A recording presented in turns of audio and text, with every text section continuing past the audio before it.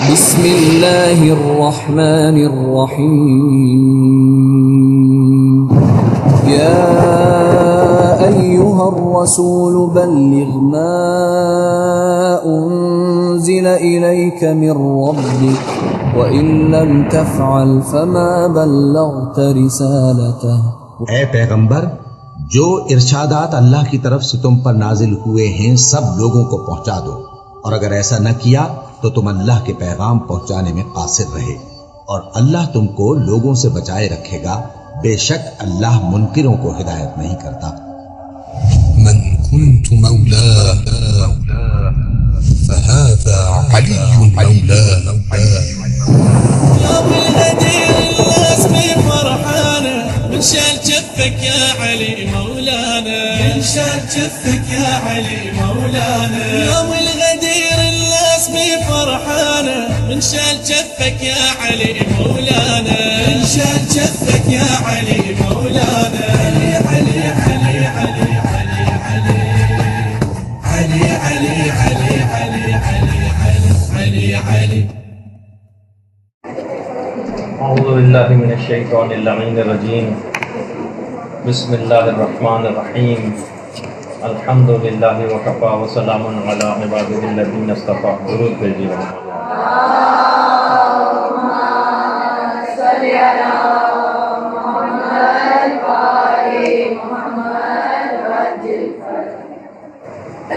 سب سے پہلے تو ہم پروردگار عالم کا لاکھ لاکھ شکر ادا کرتے ہیں کہ اس نے اس عظیم 18 ذی الحجہ کے دن ہم کو یہ سعادت عطا کی کہ ہم سب لوگ جمع ہو کر اس دن کے متعلق گفتگو کر سکیں.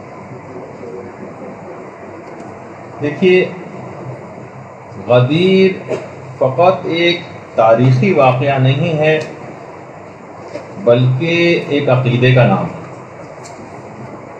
غدیر گلشن توحید کے غنچوں کو سیراب کرنے والا پانی ہے. 1400 سال سے محبان اہل بیت غدیر کے اس بابرکت پانی کو شجر ولایت کی جڑوں میں چھڑکتے ہیں اور وہاں سے عقائد حقہ کے ہرے بھرے پودوں اور محبت اہل بیت کے خوبصورت پھولوں کو پروان چڑھاتے ہیں. اور امیر المومنین علیہ الصلوۃ والسلام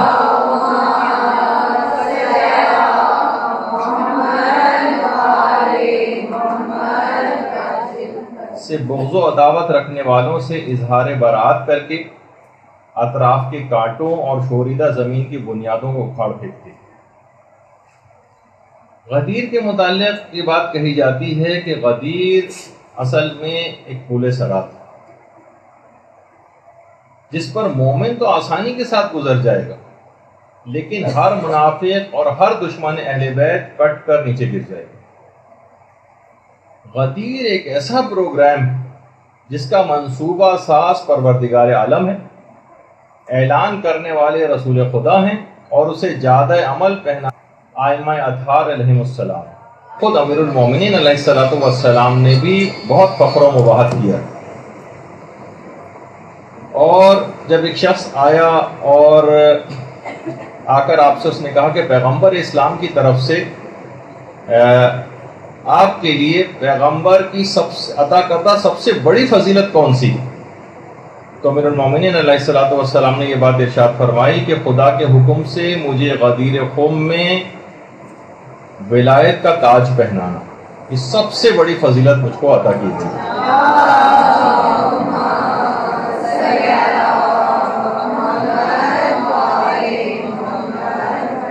باقاعدہ کتاب سلیم ابن قیس الہلالی، ان کی اس کتاب کے اندر بھی حدیث نمبر 60 کے ذیل میں یہ روایت جو ہے بیان کی گئی. اور کتاب سلیم ابن قیس الہلالی کا اردو ترجمہ بھی اسرار آل محمد کے نام سے ہو چکا. اچھا، خود آپ لوگوں کے لیے انتہائی فضیلت کا باعث ہے آج کا دن. ہم آپ سب لوگوں کے لیے وہ کیا ہے کہ امام رضا علیہ الصلوۃ والسلام ارشاد فرماتے ہیں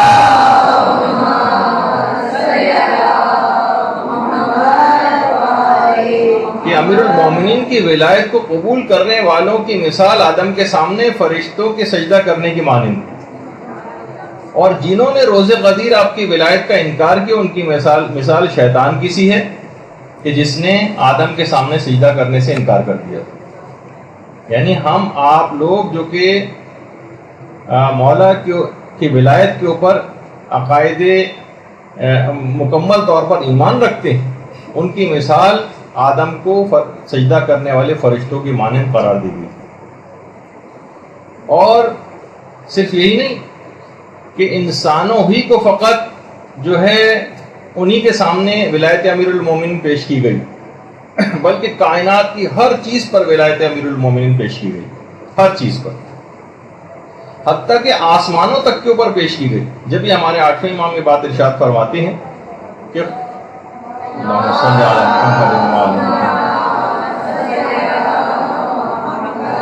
خدا نے آسمان والوں پر غدیر کے دن جب ولایت پیش کی تو 7ویں آسمان نے سبقت کی، 7ویں آسمان تو پروردگار نے اسے اپنے فرش کے لیے مزین فرما دیا۔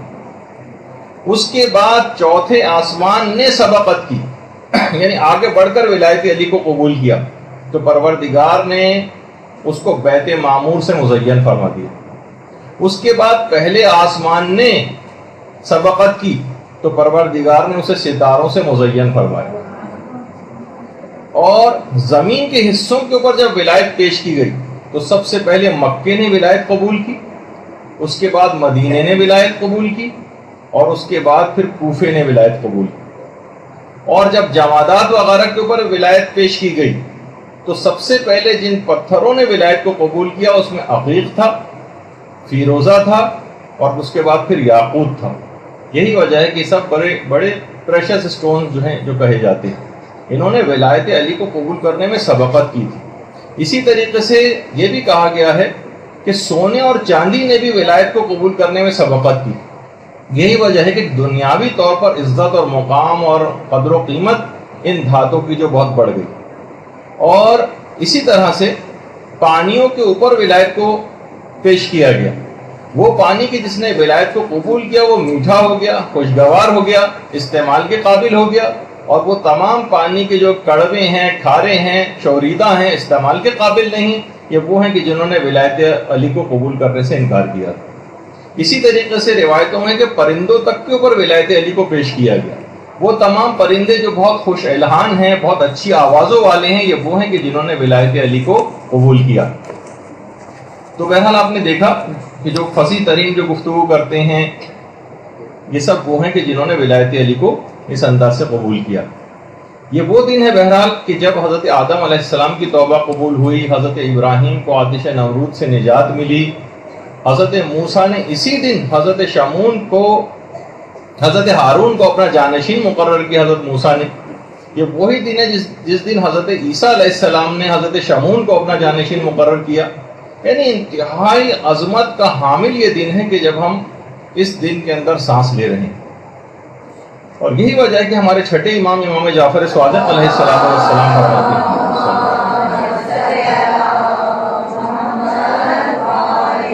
امام فرماتے ہیں کہ شاید کوئی یہ گمان کرے کہ خدا نے غدیر سے زیادہ بھی کسی اور دن کو محترم قرار دیا ہے۔ نہیں، خدا کی قسم نہیں، نہیں خدا کی قسم نہیں، نہیں خدا کی قسم نہیں۔ یہ وہ امام ہے کہ جس کا لقب ہی صادق ہے۔ وہ کہتے ہیں اگر کوئی شخص گمان کرتا ہے تو وہ اپنے گمان میں حق نہیں ہے۔ اس دن سے زیادہ کوئی دن خدا کے نزدیک محترم نہیں۔ اور روایتوں میں یہ بات بھی آئی ہے کہ قیامت کے دن 4 دنوں کو دلہنوں کی طرح سے بارگاہ خداوندی میں پیش کیا جائے۔ 4 دنوں کو دیکھیے، قیامت کے دن ہر تمام حقیقتیں ایک زندہ وجود کی مانند موجود ہوں گی، تو ہر چیز وہاں پر زندہ ہو جائے گی۔ ان 4 دنوں کو دلہن کی مانند بارگاہ خداوندی میں قیامت کے روز پیش کیا جائے گا، جس میں سے ایک تو عید الفطر ہے، ایک عید قربان والا دن ہے، ایک روز جمعہ ہے جس کو روایت میں اس کو بھی عید کا اور خوشی کا دن قرار دیا گیا ہے، اور ایک ہے عید غدیر۔ اور ان تمام دنوں میں عید غدیر کی حیثیت ایسی ہے جیسے ستاروں کے جھرمٹ میں چاند ہوا کرتا۔ تو بہرحال اور یہ وہ دن ہے کہ جس کے متعلق یہ بات کہی جاتی ہے کہ قیامت کے دن غدیر کے دن کی بڑی عجیب و غریب شان ہو جائے گی. اور اس دن کو جب یہ دن مجسم کوئی صورت اختیار کر لے گا وہاں، اس دن کو قیامت کے دن پیغمبر اسلام اور امیر المومنین اور تمام ملائکہ اور ان کے ساتھ حضرت سلمان، حضرت ابوذر، مقداد اور حضرت عمار یاسر کی ہمراہی میں اس دن کو جنت میں داخل کیا جائے گا. یہ بہت عظیم دن ہے. یعنی جس وقت پیغمبر اسلام اور امیر المومنین اور ملائکہ اور یہ اہم ترین اصحاب یہ جنت میں داخل ہو رہے ہوں گے، تو اس دن کو اپنے ساتھ لے کر جنت میں داخل ہوں گے. اور یہ وہ دن ہے کہ جس دن امام حسن مجتبیٰ علیہ الصلوۃ والسلام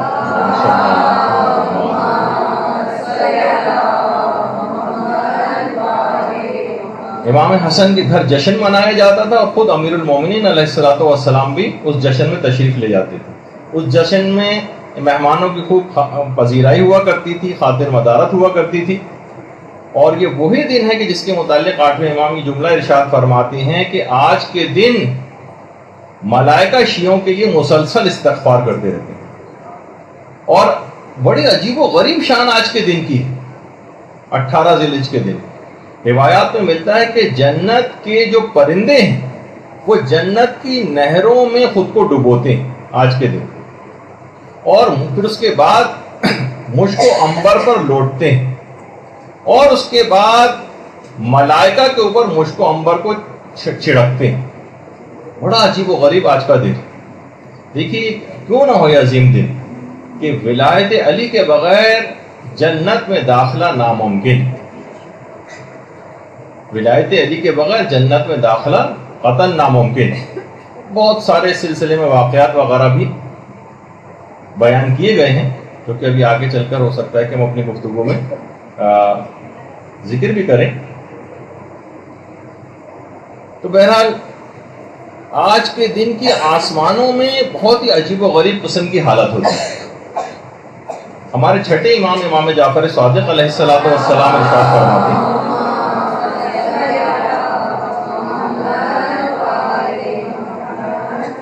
کہ غدیر کے دن کو آسمانوں میں عہد معہود کے نام سے یاد کیا جاتا ہے.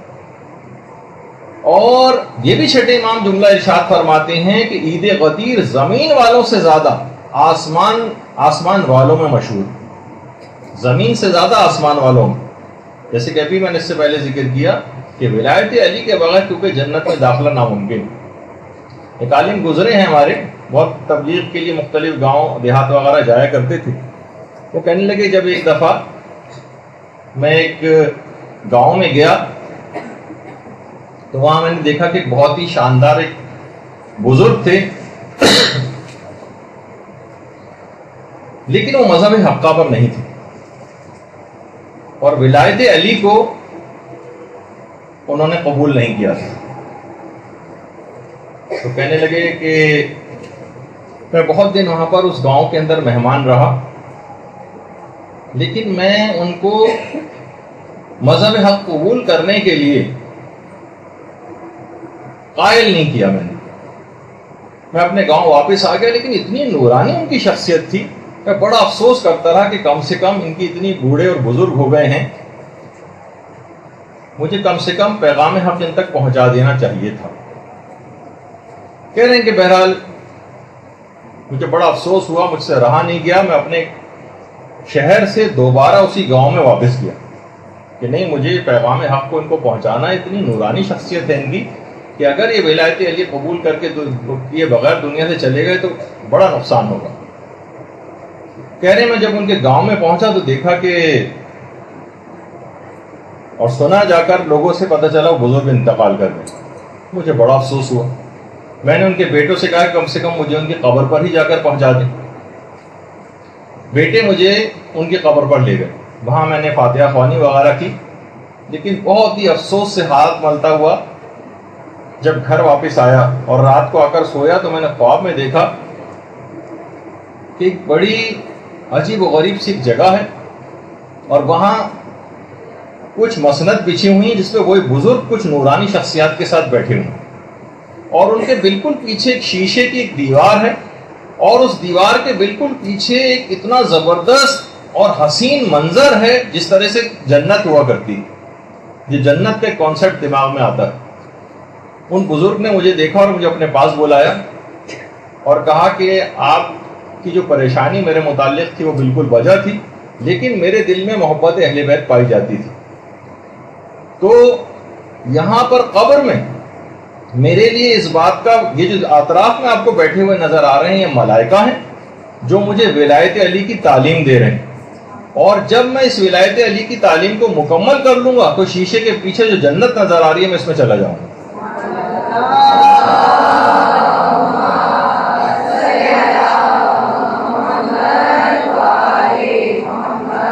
کیونکہ ولایت علی کے بغیر جنت میں داخلہ ناممکن ہے. اور ایک واقعہ وہ ہے کہ جو کہ ہم نے موت کی جب ہماری گفتگو ہوئی تھی اس میں بھی سنایا تھا، آیت اللہ سید محمد حسین طباطبائی کا. بیچ میں ذکر آ گیا تو مجھے یہ بات یاد آ گئی تو ذکر کرتا ہوا جا رہا ہوں، اگرچہ بیچ میں اس کا آنا نہیں تھا ذکر، لیکن بہرحال کہ آیت اللہ محمد حسین طباطبائی براہ راست اپنا یہ واقعہ سنا رہے. کہہ رہے میں چھوٹا تھا اس زمانے میں، جوانی کا بالکل ابتدائی دور تھا. ہم جس علاقے میں رہا کرتے تھے وہاں ایک آفندی قبیلہ رہا کرتا تھا جو مذہب اہل بیت پر نہیں تھا. اس میں سے ایک بوڑھی عورت کا انتقال ہو گیا. اس بوڑھی عورت کی ایک بچی تھی، ایک بیٹی اس کی، ماں سے اتنی زیادہ جذباتی وابستگی رکھتی تھی کہ اس نے رو رو کے اتنا برا حال کیا اور ایسی دیوانہ وار کیفیت ہو گئی کہ ماں کو کسی صورت چھوڑ نہیں رہی. یہاں تک کہ ماں کو جب قبر میں لٹایا تو اس کی اتنی بری حالت ہو گئی کہ لوگوں نے گمان کیا کہ اگر اس کو ماں کے ساتھ نہیں رہنے دیا گیا تو یہ خود اسی وقت کہیں نہ مر جائے. تو لوگوں نے، علاقے کے لوگوں نے مشورہ کیا آپس میں اور کہا کہ ٹھیک ہے اب جب نہیں چھوڑ رہی ہے تو ایسا کرتے ہیں کہ قبر کو مکمل بند نہیں کرتے، تھوڑا سا حصہ کھلا رکھتے ہیں تاکہ ہوا اندر جاتی رہے، جب تھوڑا اس کو قرار آ جائے گا تو خود ہی باہر آ جائے گی. بہرحال شام کے وقت دفن کیا گیا تھا اس کو. رات کو لوگ اپنے گھر آ گئے کہ تھوڑا سا اس زمانے میں اتنے زیادہ ڈر و خوف کا سما قبرستانوں میں اس لحاظ سے نہیں ہوتا تھا. اس کو بہرحال چھوڑ دیا قبر میں ماں کے ساتھ. یہ خود، اچھا یہ الگ سے کوئی واقعہ نہیں، آیت اللہ سید محمد حسین طباطبائی نے خود یہ واقعہ کہا کہ ہمارے اپنے محلے میں پیش آیا. کہہ رہے اگلے دن جب لوگ اس کو گئے، اس کو لڑکی کو دیکھنے کے لیے، اس کو نکالنے کے لیے، تو دیکھا جب کہ بہت ہی عجیب و غریب منظر ہے. وہ لڑکی جو کہ جوان تھی کسی بڑھیا کی جیسی شکل کے اندر تبدیل ہو گئی، چہرے پہ جھریاں پڑ گئی اور سر کے سارے بال سفید ہو چکے. اس سے پوچھا یہ کیا ماجرا، یہ کیا حال تمہارا ہو گیا؟ کہا کہ جب رات ہوئی آپ لوگ سب چلے گئے تو اس وقت اچانک سے قبر میں کچھ شخصیات تشریف لائیں اور میری ماں سے آ کر سوال و جواب کرنے شروع کی. تیرا رب کون ہے، تیرا رسول کون ہے، تیری کتاب کون سی ہے، تیرا قبلہ کون سا ہے، تیرا نبی کون ہے. یہاں تک کہ جب اس عورت سے یہ پوچھا ان شخصیات نے کہ تیرا امام کون ہے، تو وہ عورت خاموش ہو گئی، کیونکہ مذہب اہل بیت پر نہیں تھی، ولایت علی کو نہیں مانتی تھی. وہ خاموش ہو گئی. کہہ رہے ہیں اس کے بعد ان نورانی شخصیات کے پیچھے ایک عظیم نورانی شخصیت کھڑی ہوئی تھی جس نے میری ماں کی طرف اشارہ کر کے فرشتوں سے کہا، یعنی جو وہ نورانی شخصیات موجود تھیں، کہ میں اس عورت کا امام نہیں ہوں. اور یہ کہہ کے وہ شخصیت واپس چلی گئی. کہہ رہے بس ان شخصیت کا جانا تھا کہ فرشتوں نے آگ کے گرز نکالا اور میری ماں کے اس طرح سے مارا کہ پوری قبر جو ہے وہ آگ سے بھر گئی. اور اتنا دہشت زدہ کرنے والا وہ تھا کہ یہ جو میری حالت آپ کو نظر آ رہی ہے اس رات کے اس واقعے کی وجہ سے. کہہ رہے ہیں اس واقعے کے بعد بہت شہرت ہوئی اس واقعے کی اور وہ پورا آفندی قبیلہ اس نے مذہب حقہ کو اختیار کر لیا. درود بھیجیے محمد.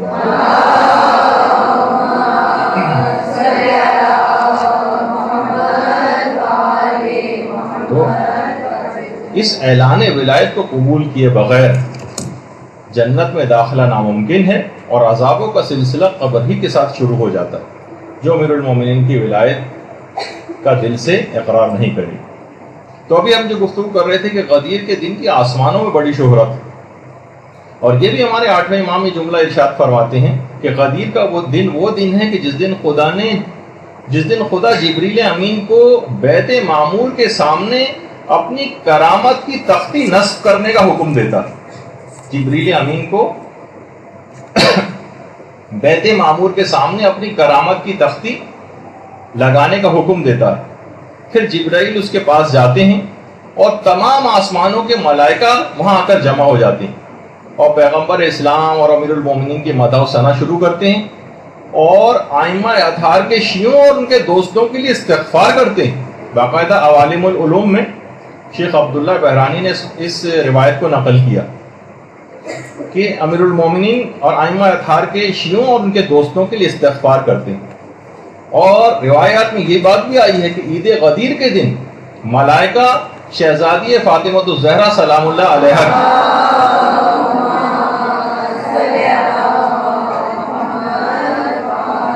شہزادی کونین کی نچھاور کے تحفے ایک دوسرے کو ہدیہ دیتے.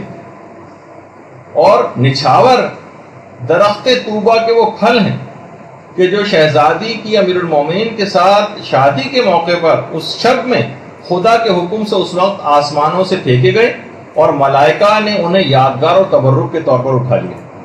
بحر الانوار کی 43ویں جلد میں اس شہزادی کی شادی کے موقع پر اس نچھاور کا تفصیل کے ساتھ تذکرہ. اور موت کی جب گفتگو جب عالم آخرت اور جنت کے قریب جب اور میدان قیامت کی گفتگو ہوئی تھی اس میں بھی ہم نے درخت طوبہ کی تفصیل بتاتے ہوئے اس کا تذکرہ کیا تھا.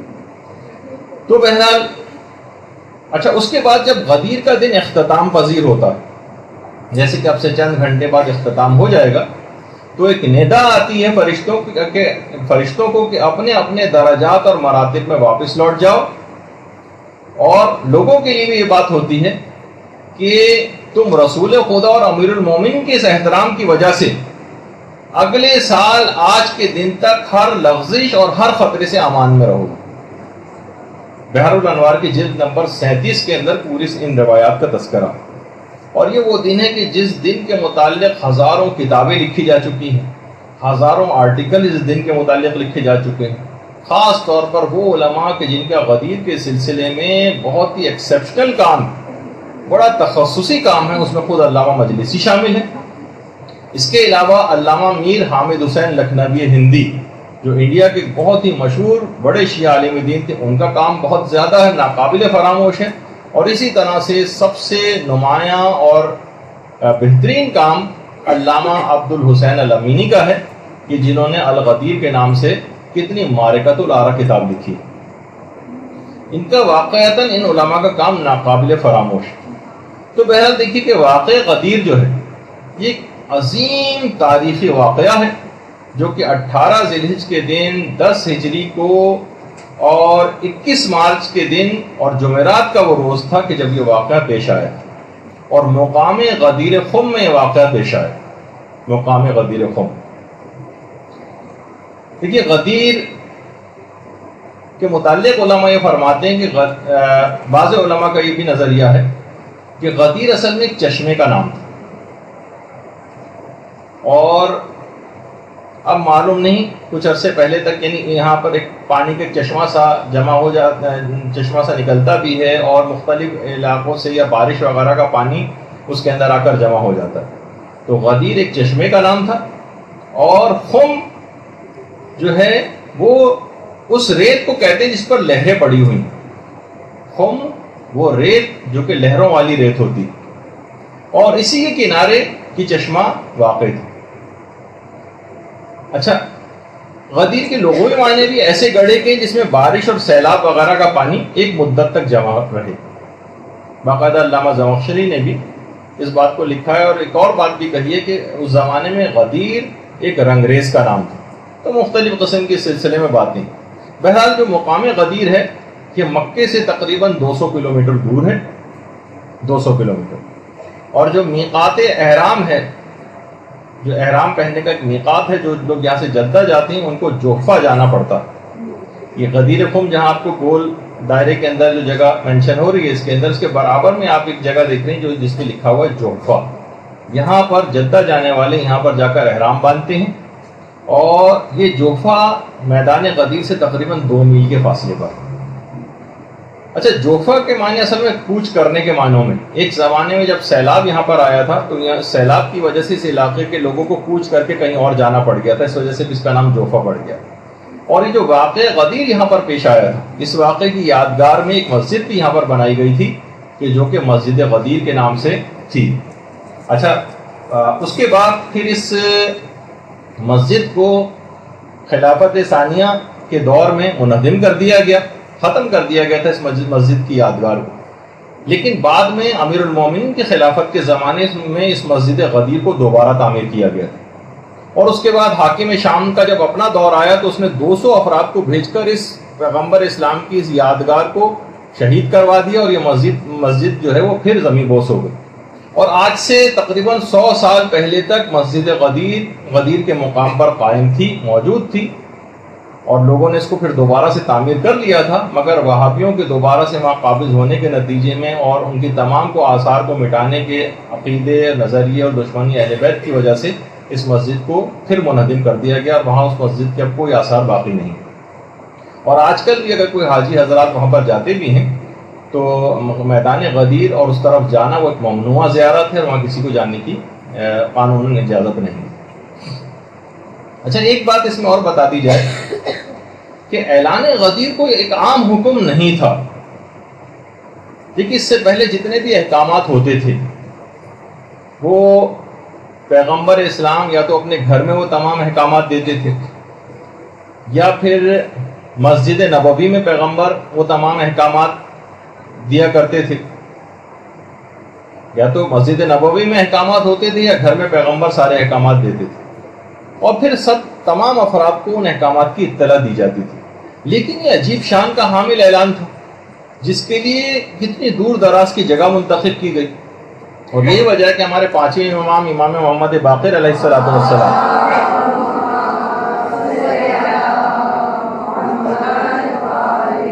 فرماتے کہ غدیر کے دن کی معنی کسی حکم کا بھی اعلان نہیں ہوا جیسا کہ غدیر کے دن کا اعلان ہوا، اور کہا کہ اے رسول اگر تم نے اس حکم کو نہیں پہنچایا تو گویا کوئی کار رسالت ہی انجام نہیں دیا۔ آج تک کبھی کسی حکم کے متعلق پیغمبر کو یہ بات نہیں کہی گئی، کسی حکم کو پہنچانے میں پیغمبر اتنے متفکر نہیں ہوئے، اتنے پریشان نہیں ہوئے جتنا اس حکم کے پہنچانے میں پریشان تھے، کیونکہ پیغمبر اسلام اس بات کو جانتے تھے کہ اگر اس بات کو لوگوں نے قبول نہیں کیا تو امت کے لیے ہلاکت ابدی مقرر ہو جائے گی، جنت میں ان کا داخلہ ناممکن ہو جائے گا۔ کسی بھی حکم کو بیان کرنے میں پیغمبر نے کبھی اتنے بڑے مجمع کا سہارا نہیں لیا اس سے پہلے، اتنا بڑا مجمع کہ ایک خاص وقت میں ایک خاص انداز سے پیغمبر نے تمام افراد سے اقرار لیا، اور اس سے پہلے کبھی اس طرح سے عہد اور کوئی بیعت نہیں لی تھی پیغمبر نے جس طرح سے اس دن لی۔ کسی حکم کے بعد یہ نہیں آیا کہ آج ہم نے دین کو مکمل کر دیا ہے، آج اپنی نعمت کو تمام کر دیا، سوائے اس دن۔ یہی وجہ ہے کہ امیر المومنین بھی اور شہزادی فاطمہ الزہرا سلام اللہ علیہا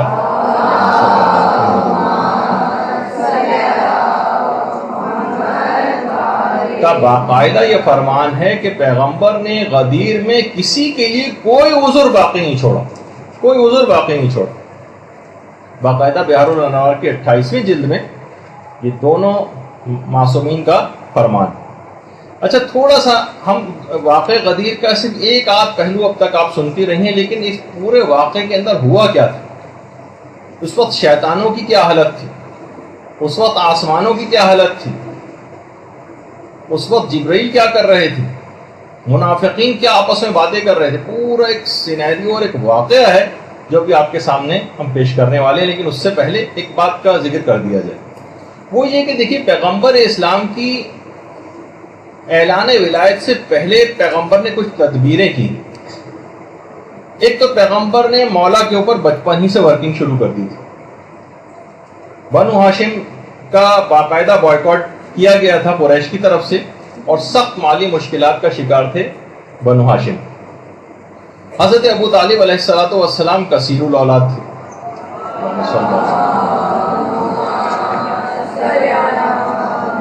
تو پیغمبر اسلام نے اپنے چچا حضرت عباس، جو کہ اس وقت بنو ہاشم کے نسبتاً مالدار افراد میں شامل تھے، پیغمبر اپنے چچا کے پاس آئے اور کہا کہ چچا جان، آپ کے بھائی ابو طالب عیالدار ہیں، سختی کے اندر زندگی گزار رہے ہیں، ہمیں چاہیے کہ ہم ان کے بوجھ کو کچھ ہلکا کریں اور ان کے بچوں میں سے ایک بچے کو میں اڈاپٹ کر لیتا ہوں، گود لے لیتا ہوں، ایک کو آپ لے لیجیے، اور ان کی کفالت ہم کرتے ہیں تاکہ ابو طالب کے اوپر سے، ہمارے چچا کے اوپر سے خرچہ کچھ کم ہو جائے۔ دیکھیے اتنا عظیم ثواب ہے یہ ویسے بھی کہ اکثر وہ آپ کے سر وسیم عام جو ایک حدیث سناتے رہتے ہیں آپ کو کہ فرشتے اگر زمین پہ آتے تو وہ کون سی عبادتیں انجام دیتے، تو 3-4 باتیں، جس کے اندر سے ایک بات یہ بھی تھی کہ فرشتوں کی حسرت یہ ہے کہ اگر وہ زمین پہ آتے تو عیالدار شخص کی مدد کرتے، یعنی واقعی جو کثیر العیال ہو، عیالدار ہو، سختی میں زندگی گزارتا ہو، اس کی مدد کرنا انتہا سے زیادہ فضیلت کا حامل کہ فرشتے تمنا کرتے ہیں اس بات میں۔ اچھا دیکھیے اس میں ہمارے لیے بھی ایک پیغام ہے اس بات میں کہ بہرحال اگر بہت سے لوگ ذرا مالدار یا بہتر صورتحال میں ہوتے ہیں تو ضروری نہیں کہ کسی اور کے بچے کو ہی آپ اٹھا کے اپنے گھر لیں۔ مثلا آپ یہ کہہ سکتے ہیں بھائی آپ کے اس بچے کا خرچہ میں اٹھاؤں گا، اس کی اسکولنگ کا خرچہ، اس کی دواؤں کا خرچہ، اس کے کپڑوں کا خرچہ، اس طرح سے بھی اب وہ اپنے ماں باپ کے گھر ہی چاہے کیوں نہ رہے۔ بہت سے لوگ اڈاپٹ کرنے کے معنی یہ سمجھتے ہیں پورے بچے کو ہم اٹھا کے اپنے گھر لے آئیں تو ایک عجیب سی کیفیت میں ہو جاتی ہے۔ نہیں، آپ جو ذرا سے بھی مالدار ہیں وہ اس طرح کی بات بھی کر سکتے ہیں۔ تو بہرحال حضرت عباس نے اس بات کو قبول کر لیا اور پیغمبر اسلام اور حضرت عباس دونوں مل کر پیغمبر اسلام کے پاس آئے، اب حضرت ابو طالب کے پاس آئے اور کہا کہ یہ تمام باتیں ان کے سامنے بھی رکھی۔ اچھا اب دیکھیے اس میں بہت سی غیر ضروری شرم و حیا کا بھی لوگوں میں ناک کٹ جائے گی اور فلاں یا اس طرح کی باتیں، تو یہ خود ساختہ قسم کی باتیں، اگر کوئی شخص واقعی دیکھے اور اس طرح سے کوئی پیشکش کرے تو اسے قبول بھی کرنا چاہیے۔ تو حضرت ابو طالب نے کہا کہ ٹھیک ہے، عقیل کو میرے پاس رہنے دو، باقی جس کا بھی چاہو انتخاب کر لو۔ اب پیغمبر اسلام نے اس وقت حضرت امیر المومنین علیہ الصلوۃ والسلام کا انتخاب کیا،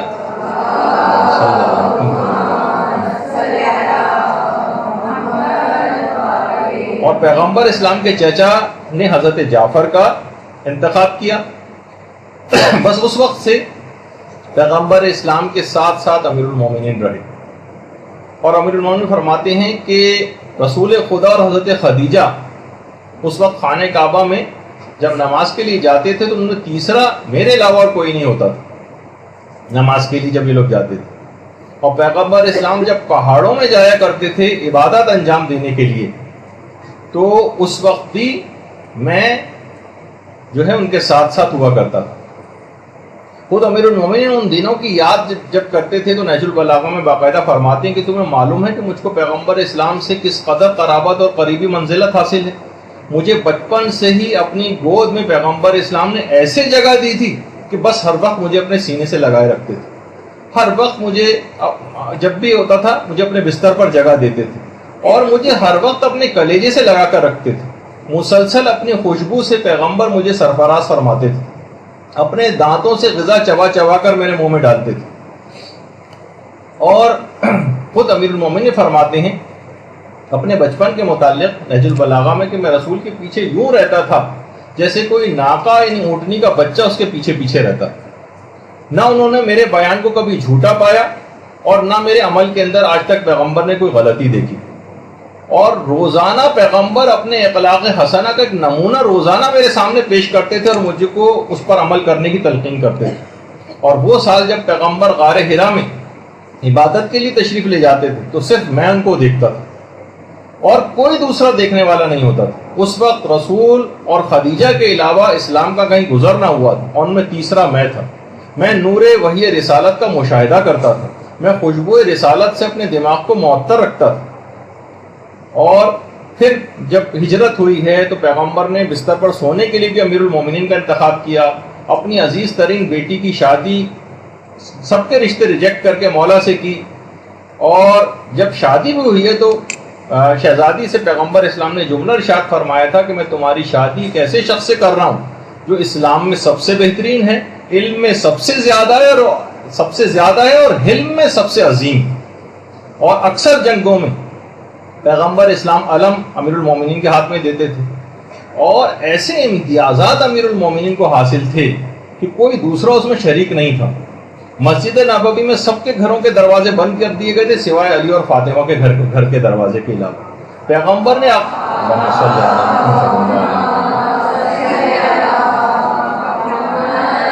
پیغمبر اسلام نے عقد اخوت جو ہے اپنا بھائی جو بنائے تو امیر المومنین کو بنایا، اور نہ جانے کتنے فضائل کا ایک انبار ہے۔ واضح ترین بات تھی کہ اتنے فضائل کا حامل ہی پیغمبر اسلام کا صحیح طور پر جانشین ہو سکتا ہے۔ یہ تمام مختلف مراحل پر پیغمبر اسلام یہ جملے ارشاد فرما کر ایسی تدبیریں کر رہے تھے کہ لوگوں کو واضح طور پر پتہ چل جائے کہ ہر موقع پر امیر المومنین کو اولیت دینا، ہر موقع پر ان کو آگے کا رکھنا، ہر موقع پر ان کے فضائل کو بیان کرنا، کہ کسی رشتہ داری کی بیس پہ میں یہ سب باتیں نہیں کر رہا ہوں، بلکہ حکم خداوندی کی بیس پر کر رہا ہوں، اور میرٹ کی بیس پر صحیح معنوں میں اگر کوئی جانشین ہو سکتا ہے پوری کائنات کے اندر جو سب سے افضل ترین شخصیت ہے پیغمبر اسلام کے بعد، تو وہ امیر المومنین ہی کی ذات گرامی ہے۔ مختلف پیغمبر مختلف طریقوں سے یہ تدبیریں کر کے لوگوں کو یہ باتیں سمجھاتے رہے۔ اچھا، اب یہ جو واقعہ غدیر تھا، اب اس کے اندر کچھ پیغامات بھی آئیں گے، لیکن یہ ہوا کیسے تھا یہ واقعہ؟ تو دیکھیے اس کی باقاعدہ پلاننگ پیغمبر اسلام نے کس طرح سے کی تھی۔ ہجرت کے بعد جب پیغمبر اسلام مکے سے مدینہ ہجرت کر گئے تو اس کے بعد پیغمبر 3 دفعہ صرف مکے آئے۔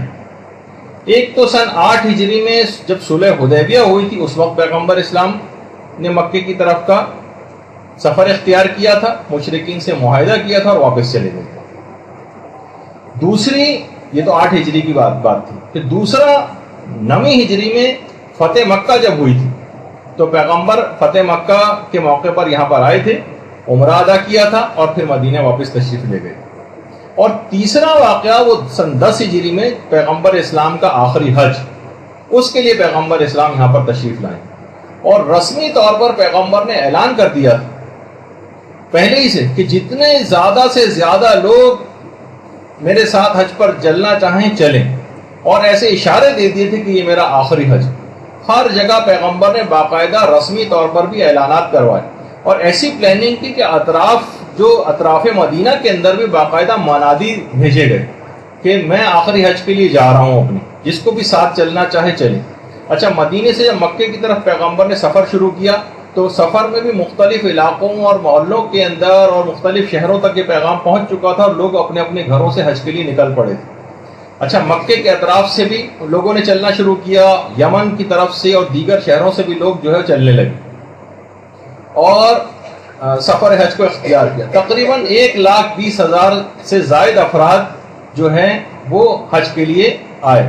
70 افراد تو پیغمبر اسلام کے ساتھ مدینے سے ساتھ چلے تھے، باقی اطراف سے چلنا شروع ہوئے، یہاں تک کہ مدینے سے مکے تک کا تمام علاقہ گویا لبیک کی فضاؤں سے اس وقت گونج رہا ہے۔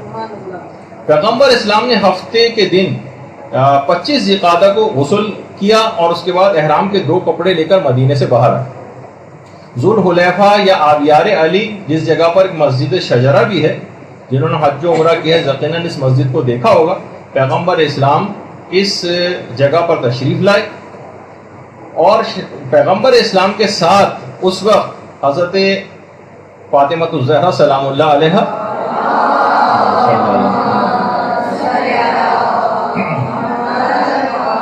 امام حسن علیہ السلام، امام حسین علیہ السلام، اور پیغمبر کی تمام ازواج جو تھیں وہ بھی پیغمبر کے ساتھ تھیں۔ سب کے سب اونٹوں پر سوار تھے، کجاووں پر سوار تھے، محملوں پر سوار تھے۔ یہاں پر ایک بات روک کے عرض کر دوں کہ بہت سے افراد آج کل یہ بات بھی سننے کو آتی ہے کہ بھئی ان لوگوں نے بلا وجہ حج کا اتنا شور لگایا ہوا، خاص طور پر خواتین کے لیے، شہزادی کونین نے کون سا حج کیا؟ تو ان کے لیے تفصیلی جواب تو بعد میں ہے۔ پہلے تو یہ کہ پیغمبر کا جو آخری حج ہے جس میں اعلان غدیر ہوا، اس میں شہزادی ساتھ تھی پیغمبر کی۔ تو یہ جو احمقانہ قسم کی جو باتیں کی جاتی ہیں، تو بہرحال تو پیغمبر نے مسجد شجرہ سے احرام باندھا اور مکے کی طرف چلنا شروع ہوئی۔ مختلف منزلوں پر رکے، بعض افراد کے پاس سواریاں بھی نہیں تھیں، اور لوگوں نے بہت شکایت کی، جو مدینے سے مکے کی طرف جا چکے ان کو پتہ ہے کتنا لمبا سفر ہے، کیسی گھاٹیاں تھیں، رستے بھی بنے ہوئے نہیں تھے، روڈ بنے ہوئے نہیں تھے، یہاں ایئر کنڈیشن بسوں میں لوگ تھک جاتے ہیں، پیدل لوگ تھے، سواریاں نہیں تھیں۔ پیغمبر کے پاس ہر مشکلات کا اپنے اظہار کیا۔ پیغمبر نے کہا کہ تم اپنی کمروں کو باندھ لو اور تیز تیز چلو یا پھر دوڑو۔ لوگوں نے اس پر عمل کیا تو پیغمبر کے اس فرمان کے نتیجے میں کافی ان کو سکون ملا۔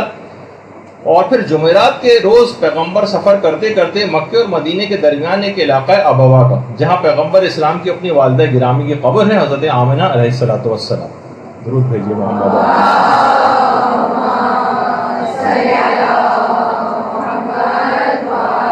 پیغمبر اسلام اپنی والدہ کی قبر پہ گئے، ان کی زیارت کی، اور اس کے بعد پیغمبر نے پھر اپنا سفر شروع کیا، اور جمعے کے روز پیغمبر اسلام پھر جوفا پہنچ گئے، جوفا جو ابھی اس سے پہلے بھی آپ کو دکھایا، اور جوفے کے بعد سے پھر پیغمبر اسلام ہوتے ہوتے اسی میدان غدیر سے گزرے جہاں حج کے بعد واپس آ کر اعلانات پیغمبر نے کی، اور غدیر خم سے گزرنے کے بعد اتوار کے روز اصفان ایک علاقہ ہے، وہاں رائٹ پہ یہاں پہ بورڈ بھی لگا ہوتا ہے آج کل اس میں کہ اصفان اس طرف ہے، تو اتوار کے روز اصفان پہنچے، پیر کی رات کو صرف ایک علاقہ ہے وہاں پہنچے، اور پھر منگل 5 ذی الحجہ کو پیغمبر اسلام مکے پہنچ گئے، مکے۔ اچھا، اس پورے سفر کے اندر ابھی تک آپ نے دیکھا کہ امیر المومنین کا کہیں نام نہیں، امیر المومنین کہاں تھے؟ پیغمبر اسلام نے مدینے سے اپنے سفر کے آغاز میں امیر المومنین کو نجران ایک لشکر دے کر بھیجا تھا، اور اس کے بعد کہا تھا نجران سے فارغ ہونے کے بعد پھر تم یمن چلے جانا، اور یمن اتنا اہم ترین معاملہ کہ ابھی غدیر کا موقع ہے، پیغمبر کو امیر المومنین کو ساتھ رکھنا چاہیے تھا، لیکن یمن کیوں بھیج دیا؟ کس کام کے لیے بھیجا تھا؟ خمس اور زکوٰۃ وصول کرنے کے لیے۔ اتنا اہم ترین یہ حکم ہے کہ غدیر کے اعلان سے پہلے یمن بھیجا تھا پیغمبر نے امیر المومنین کو خمس اور زکوٰۃ وصول کرنے اور اسلام کی تبلیغ کے حوالے سے، اور ساتھ میں خط بھی دیا تھا کہ یمن سے واپس آتے ہوئے تم مکے میں مجھے جوائن کر لینا۔ مولا کے ساتھ اس وقت 12,000 افراد یمن سے مکہ کی سمت میں جب وہ مولا روانہ ہوئے تو 12,000 افراد ان کے ساتھ تھے۔ دونوں کی ملاقات مکے سے کچھ فاصلے پر پیغمبر کی اور امیر المومنین کی دوبارہ ملاقات ہوئی۔ امیر المومنین نے سارا ماجرا ان کو یمن کا سنایا، پیغمبر بہت خوش ہوئے، کہا تم اپنے لشکر کو لے کر ہمارے ساتھ آ کر ملحق ہو جاؤ۔ پھر امیر المومنین اپنے لشکر کو لے کر آئے، اور منگل 5 ذی الحجہ کو پیغمبر اسلام مکے کے اندر امیر المومنین کے ساتھ داخل ہوئے۔ پھر 8 ذی الحجہ سے حج شروع ہوا، اور حج شروع ہوا عرفات، مزدلفہ، اور یہاں تک کہ پیغمبر اسلام پھر مینا کے میدان میں پیغمبر نے خطبہ بھی دی، اور وہاں پر لوگوں کو ہدایات دی کہ اگر میں اس دنیا میں نہ رہوں اور جو ہدایات پر عمل نہیں کرے گا، علی ابن ابی طالب اس خلاف ورزی کرنے کے خلاف اٹھ کھڑے ہوں۔ اور اس کے بعد پیغمبر نے پھر اس موقع پر مینا کے میدان میں حدیث ثقلین بیان کی، انی تارک فیکم الثقلین، یہ والی حدیث یہ پیغمبر نے وہاں پر دوبارہ بیان کی۔ اور اس خطبے کے اندر اہم ترین بات یہ تھی کہ مولا مسلسل اس خطبے کی تکرار حاجیوں کے درمیان کھڑے ہو کر رہے تھے تاکہ دور بیٹھنے والے حاجی بھی اس خطبے کے مندرجات کو سنیں۔ اور پھر پیغمبر اسلام نے ایک دوسرا خطبہ اس کے بعد مینا ہی میں مسجد خیف یا مسجد خیف میں دیا، اور اس میں آپ نے تفرقے کی بڑی سخت مذمت کی، اور مسئلہ خلافت کو مسجد خیف میں یہاں پر بیان کیا، حدیث ثقلین کو دوبارہ پڑھا، اور غدیر کے سلسلے میں اس طرح سے پیغمبر دماغ سازی اور زمین سازی کرتے جا رہے تھے۔ اس موقع پر منافقین نے مکمل خطرے کا احساس کر لیا اور پیغمبر کے اس خطبے کو بہت سیریس لیا، اور وہیں پر ان افراد نے باقاعدہ ایک ایگریمنٹ کیا اور قسمیں کھائیں کہ ہم پیغمبر کی اس منصوبے کو خاک میں ملائیں گے نعوذ باللہ، اور اپنے پروگرام کا آغاز کر دیا۔ اچھا، غدیر پر جانے سے پہلے پیغمبر نے تمام تبرکات اور میراث انبیاء کو اپنے حقیقی جانشین امیر المومنین کے حوالے کی۔ حضرت نوح اور حضرت ابراہیم کے جو صحیفے تھے اور حضرت آدم کے وہ امیر المومنین کے حوالے کی، تورات اور انجیل وہ حوالے کی، عصائے موسیٰ وہ امیر المومنین کو سپرد کیا، حضرت سلیمان کی انگوٹھی وہ امیر المومنین کو دی، اور اس طرح سے دیگر تبرکات انبیاء جو پیغمبروں کے پاس ہوتے ہیں اور اس کے بعد اماموں میں ٹرانسفر ہوتے ہیں، امیر المومنین کے سپرد کی۔ اور اس کے بعد ایک خصوصی ملاقات کی امیر المومنین سے جس میں پوری رات اور پورا دن لگ گیا، نہ جانے اس میں کیا باتیں ہوئیں، کیا علوم جو ہے علوم نبوت وہ پیغمبر نے امیر المومنین کو منتقل کیے، کیا ہوا اس کی تو زیادہ تفصیل نہیں پتہ، لیکن پورے ایک رات اور ایک دن لگ گیا۔ اور مکے کے اس قیام میں جبریل رسمی طور پر مولا علی کے لیے لقب امیر المومنین پروردگار عالم کی طرف سے لے کر نازل ہوئے۔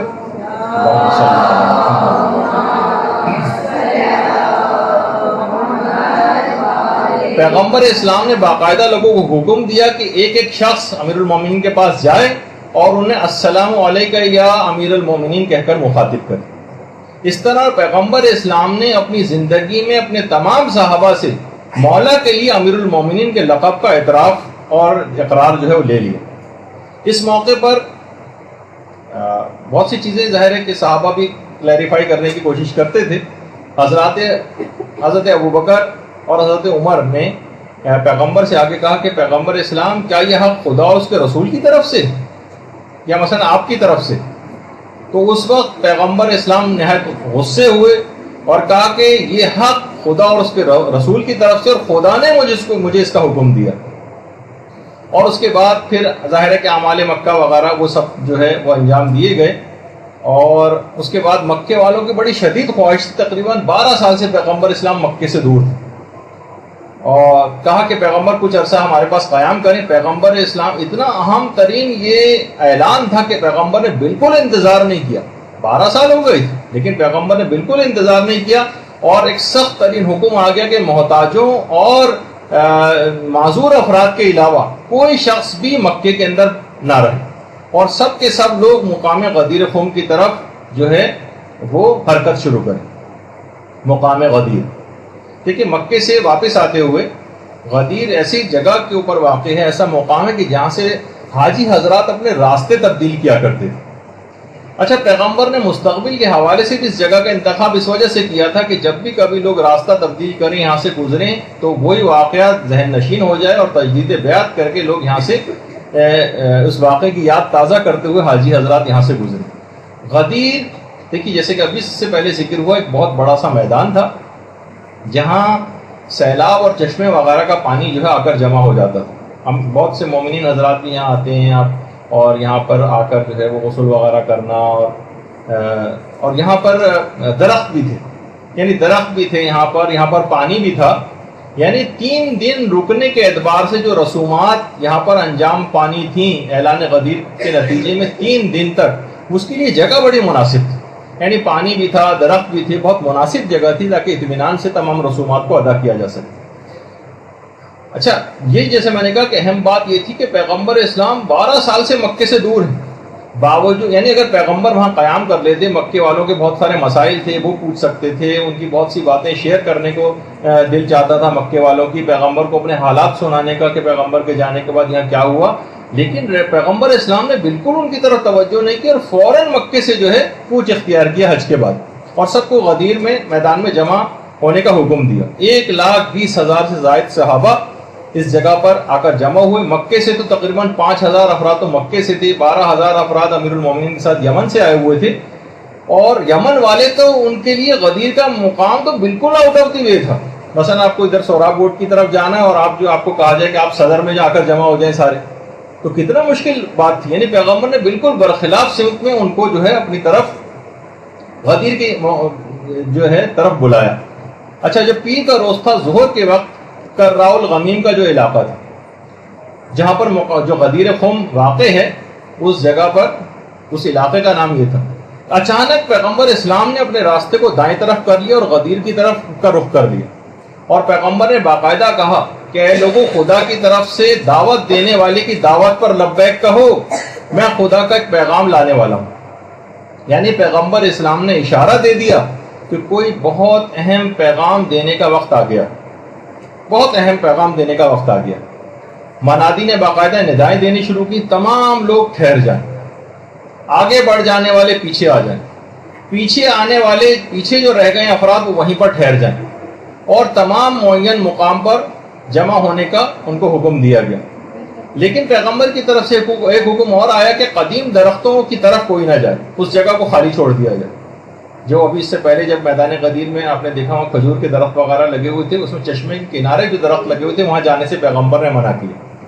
سواریاں رک گئیں، لوگ واپس لوٹ آئے جو آگے گئے ہوئے تھے، اور سب غدیر میں اتر کر اپنی اپنی جگہ تلاش کرنے لگے۔ انتہائی شدید گرمی تھی، اتنی شدید گرمی اس وقت ہو رہی تھی کہ خود پیغمبر اسلام نے اپنی عبا کا ایک سرا اپنے سر پر اور دوسرا اپنے پاؤں کے نیچے رکھا ہوا تھا۔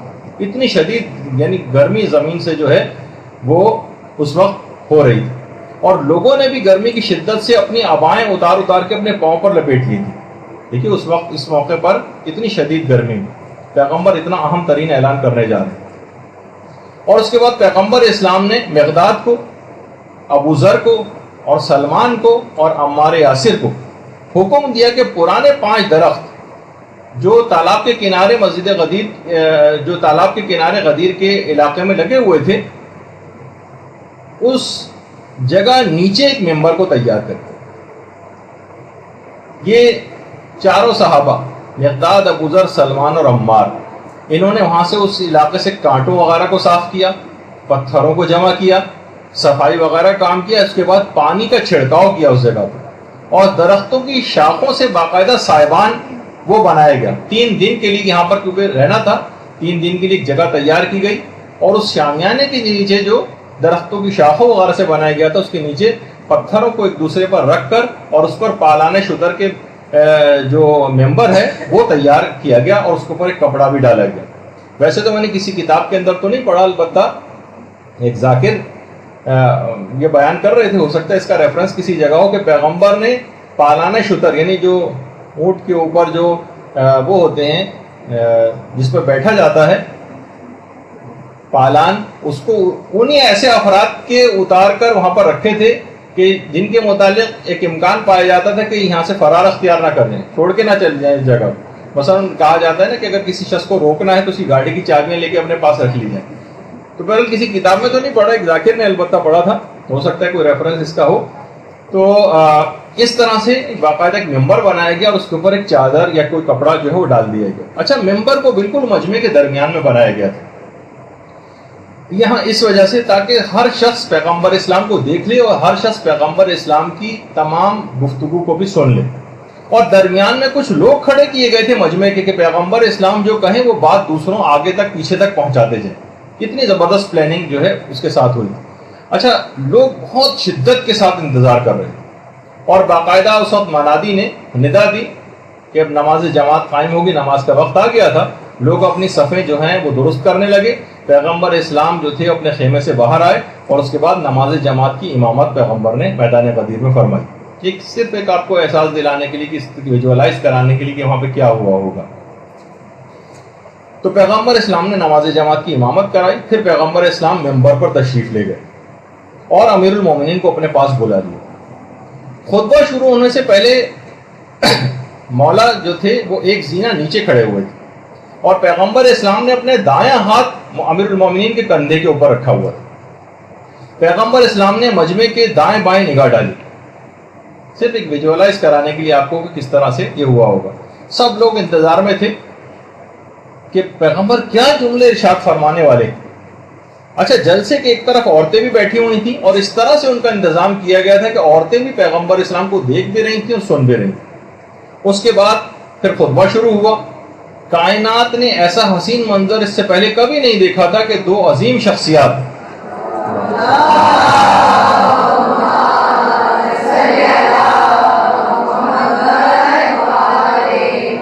ایک 1,20,000 صحابہ کا مجموعہ بالکل منتظر کہ پیغمبر کیا بات کہنے والے. چشم فلک نے منظر اس سے پہلے کبھی نہیں دیکھا تھا. 1,24,000 انبیاء کی پچھلی 6,000 تاریخ میں کسی نبی کی تقریر کے لیے اتنا بڑا مجمع آج تک کبھی اکٹھا نہیں ہوا تھا کائنات کی تاریخ میں. 1 گھنٹہ تقریباً پیغمبر اسلام کا وہ خطبہ وہاں پر جاری رہا، جس میں سے ہمیں صرف من کنت مولا وغیرہ کے علاوہ کوئی کسی دوسرے جملے کا علم بھی نہیں. پورا خطبہ پڑھنا چاہیے، ابھی کچھ مندرجات میں اس کے ذکر کروں گا. علماء نے پورے خطبہ غدیر کو 11 حصوں میں تقسیم کیا. ایک حصے میں پروردگار کی حمد و ثنا بیان کی تھی، اور پھر اس کے بعد بیان کیا کہ مجھے امیر المومنین حضرت علی علیہ السلام کے سلسلے میں ایک اہم پیغام تم کو دینا ہے، اور اگر میں نے یہ کام نہیں کیا تو گویا کوئی کار رسالت انجام نہیں دیا، اور میں خدا کے عذاب سے بہت ڈرتا ہوں. اور پھر قیامت تک آنے والے 12 اماموں کی امامت کا باقاعدہ اس خطبے کے اندر پیغمبر اسلام نے اعلان کیا. اور پھر مولا کے ہاتھوں کو اپنے ہاتھ میں بلند کیا اور فرمایا من کنت مولا ہو فہذا علی مولا.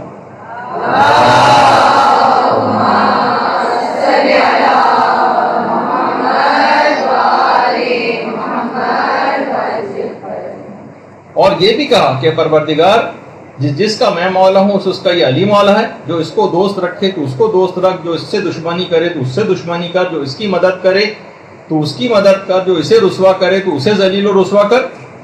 اور اس کے بعد تمام آئمہ جو اہل بیت ہیں ان کا بھی ایک تعارف کرایا، اور کہا کہ جو اس اعلان ولایت کو نہیں مانے گا اس کے پچھلے تمام اعمال اکارت اور حب کر دیے جائیں گے اور اس کا ٹھکانہ جہنم ہوگا۔ اس کے بعد امیر المومنین کے فضائل بیان کیے، خدا کے عذابوں کا تذکرہ کیا، اور ان آئمہ برحق کے مقابلے میں آئمہ ضلال جو گمراہ کر دینے والے آئمہ ہیں ان کا بھی تذکرہ ہوا، اور امام زمانہ علیہ الصلوۃ والسلام کا تذکرہ بھی اس خطبے میں ہوا،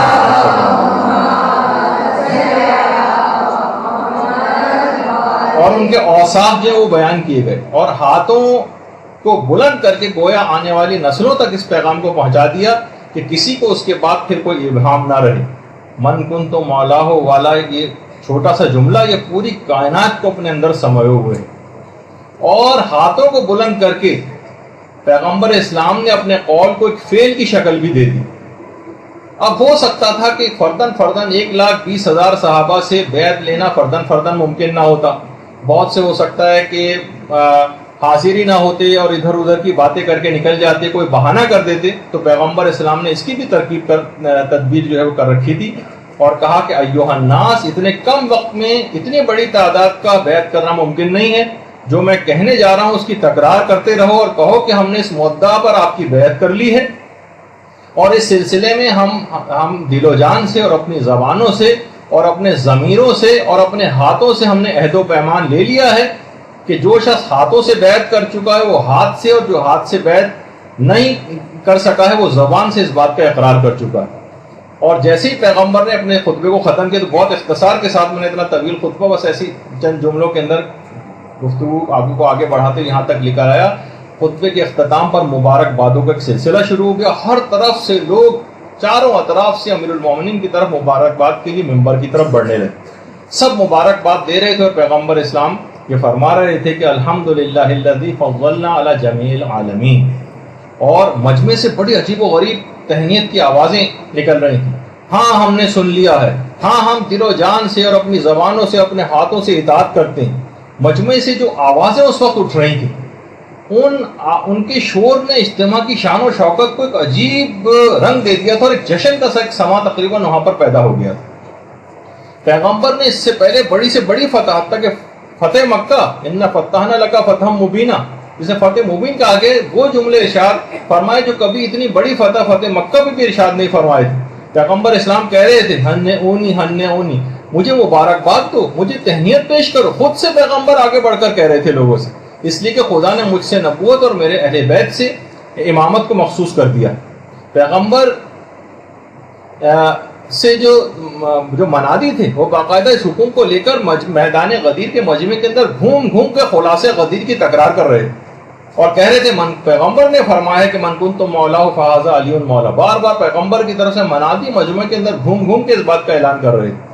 پھر پیغمبر اسلام نے حکم دیا کہ 2 خیمے لگائے جائیں، 2 خیمے، ایک خیمے کے اندر پیغمبر اسلام خود بیٹھ گئے اور خود تشریف فرما ہوئے، اور دوسرے خیمے کے دروازے پر امیر المومنین کو بیٹھنے کا حکم دیا کہ گروہ در گروہ آئیں اور امیر المومنین کی باقاعدہ آ کر بیعت کریں۔ لوگ آ رہے تھے، بیعت کر رہے تھے، مبارکباد دے رہے تھے، اور 3 دن اسی طرح سے یہ بیعت کا سلسلہ یہاں پر جاری رہا، یہاں تک کہ سب لوگوں نے بیعت کر لی اور کوئی شخص بھی باقی نہیں بچا کہ جس نے بیعت نہ کی۔ لیکن حیرت انگیز بات یہ تھی، جن افراد نے سب سے پہلے مبارکبادیں آ کر دی انہوں نے سب سے پہلے اس عہد کی عہد شکنی کی، سب سے پہلے۔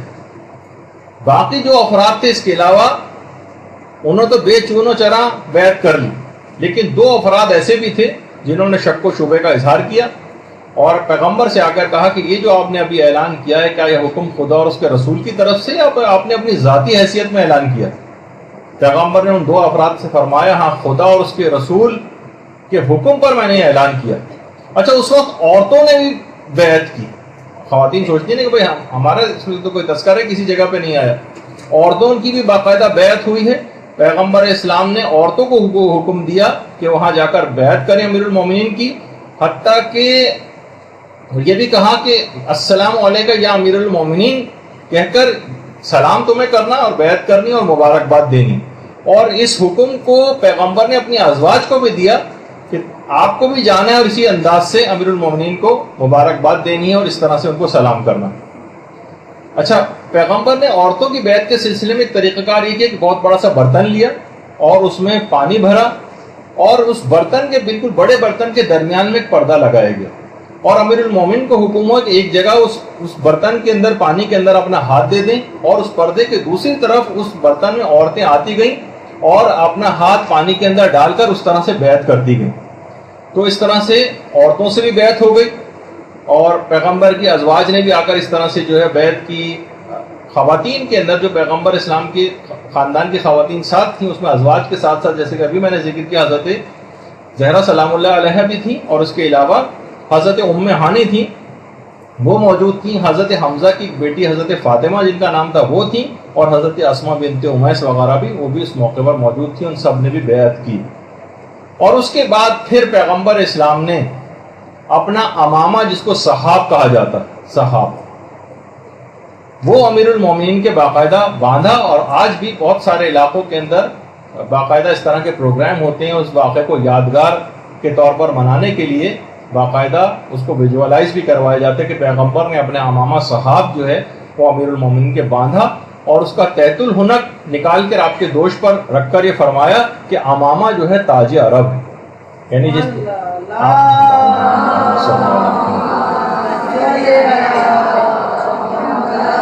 اور اس وقت پیغمبر اسلام نے امیر المومنین سے جملہ بھی کہا تھا کہ جب امیر المومنین فرماتے ہیں کہ خود پیغمبر اسلام نے یہ بات امامہ باندھتے وقت مجھ سے کہی تھی کہ یہ بدر و حنین میں اسی طرح کے امامہ باندھنے والے ملائکہ کے ذریعے پروردگار نے میری مدد کی تھی. اسی طرح کے امامہ باندھنے والے ملائکہ ہیں. اور اس دن کی یاد کے طور پر کیونکہ بہترین دن ہے پیغمبر اسلام نے اس طرح سے اپنا ایک جانشین اور جو علم میں کائنات میں سب سے افضل ترین تھا پیغمبر کے بعد اس کو اپنا جانشین مقرر کیا تھا. یہی وجہ ہے کہ اس دن کی یادگار کے طور پر امامہ کی جو باقاعدہ پہنانے کی ایک تقریب ایران کے اندر جو ہے مختلف مدارس میں منعقد ہوتی ہے جس میں علماء کرام مختلف طالب علموں کو جو پہلی دفعہ امامہ باندھ رہے ہوتے ہیں اپنی تعلیم کے کسی مرحلے میں کامیابی حاصل کرنے کے بعد ان کو باقاعدہ آیت اللہ حضرات اسی طرح سے امامہ پہناتے ہیں. یہ جو آپ کے سامنے اس وقت الٹے ہاتھ پہ آیت اللہ ناصر مکارم شیرازی ہیں, دائیں ہاتھ پہ آیت اللہ صافی گل پائگانی ہیں اور نیچے جو ہے آیت اللہ تقی مصباح یزدی اور اسی طریقے سے آیت اللہ نوری حمدانی اور مختلف علماء اس طرح سے تقریبات جو ہے منعقد ہوتی ہیں. اچھا, عید غدیر کے دن میدان غدیر میں باقاعدہ قصیدہ خوانی بھی ہوئی جو بھی تھوڑی دیر بعد آپ اس مدرسے کے اندر بھی ہوگی. اور تمام مومنین بھی اس کام کو انجام دیتے ہیں اور باقاعدہ پیغمبر اسلام کے ایک صحابی حسان ابن ثابت نے باقاعدہ اجازت آ کے طلب کی کہ میں اس موقع پر ایک قصیدہ کہنا چاہتا ہوں. پیغمبر اسلام نے حسان کو جو ہے وہ اجازت دے دی اور اس وقت حسان نے ایک قصیدہ اس جگہ پر پڑھا. پیغمبر اسلام نے اس طرح سے اجازت دی, کہا کہ حسان اللہ کے نام اور اس کی برکت کے ساتھ پڑھو. حسان ایک بلند ترین جگہ کے اوپر چلے گئے, مجمع چاروں طرف حسان کی اکٹھا ہو گیا اور ایک جشن کا سا سما بن گیا. اس کے بعد وہاں پر ایک پورا قصیدہ جو ہے پڑھا گیا. پیغمبر اسلام نے اس قصیدے کو پسند فرمایا اور کہا کہ اے حسان, بڑا اہم جملہ تھا, اے حسان جب تک تم اپنی زبان سے ہمارا دفاع کرتے رہو گے تب تک روح القدس تمہاری تائید کرتا رہے گا. جب تک تم اپنی زبان سے ہمارا دفاع کرتے رہو. بڑا بلیغ جملہ پیغمبر نے ارشاد فرمایا تھا کہ جس کے آگے چل کر پتہ چلا کہ پیغمبر نے اس جملے کو کیوں ارشاد فرمایا تھا کہ وہ پیغمبر مستقبل کی باتیں بھی دیکھ رہے تھے جو بھی آگے چل کر آئیں. اچھا, اب اس وقت جبرائیل انسانی شکل میں مجمع کے درمیان موجود تھے اور لوگوں کو منع کر رہے تھے کہ خبردار اپنے عہد و پیمان کو توڑنا دینا جو تم نے پیغمبر کے ساتھ کیا. اس وقت حضرت عمر نے رسول خدا کے پاس آئے اور کہا کہ یا رسول اللہ, آپ اس مرد کی باتیں سن رہے ہیں, کیا کہہ رہا ہے؟ پیغمبر نے کہا کہ تمہیں پتہ ہے کہ یہ مرد کون ہے؟ انہوں نے کہا نہیں. کہا یہ روح الامین جبریل ہے اور دیکھو تم اپنے ایمان کی حفاظت کرنا, کہیں کوئی عہد شکنی نہ کر دینا. اگر تم نے ایسا کیا تو خدا اور اس کے رسول تم سے بیزار ہو جائیں گے. پیغمبر نے سختی کے ساتھ اس حکم کو ارشاد فرمایا. اور اس کے بعد تیسرے دن کا جب اختتام ہوا, جب 3 دن وہاں پر تمام رسومات ہو گئی ہیں میدان غدیر میں, تو ایک بڑا عجیب و غریب وہاں پر واقعہ ہوا. حارث بن نعمان فہری اپنے 12 ساتھیوں کے ساتھ پیغمبر کے پاس آیا اور کہا میں آپ سے 3 سوالات کرنا چاہتا ہوں. 3 سوالات. ایک تو یہ کہ من کنتو مولاہو کا اعلان اللہ کی طرف سے یا آپ نے اپنی ذاتی حیثیت میں دیا؟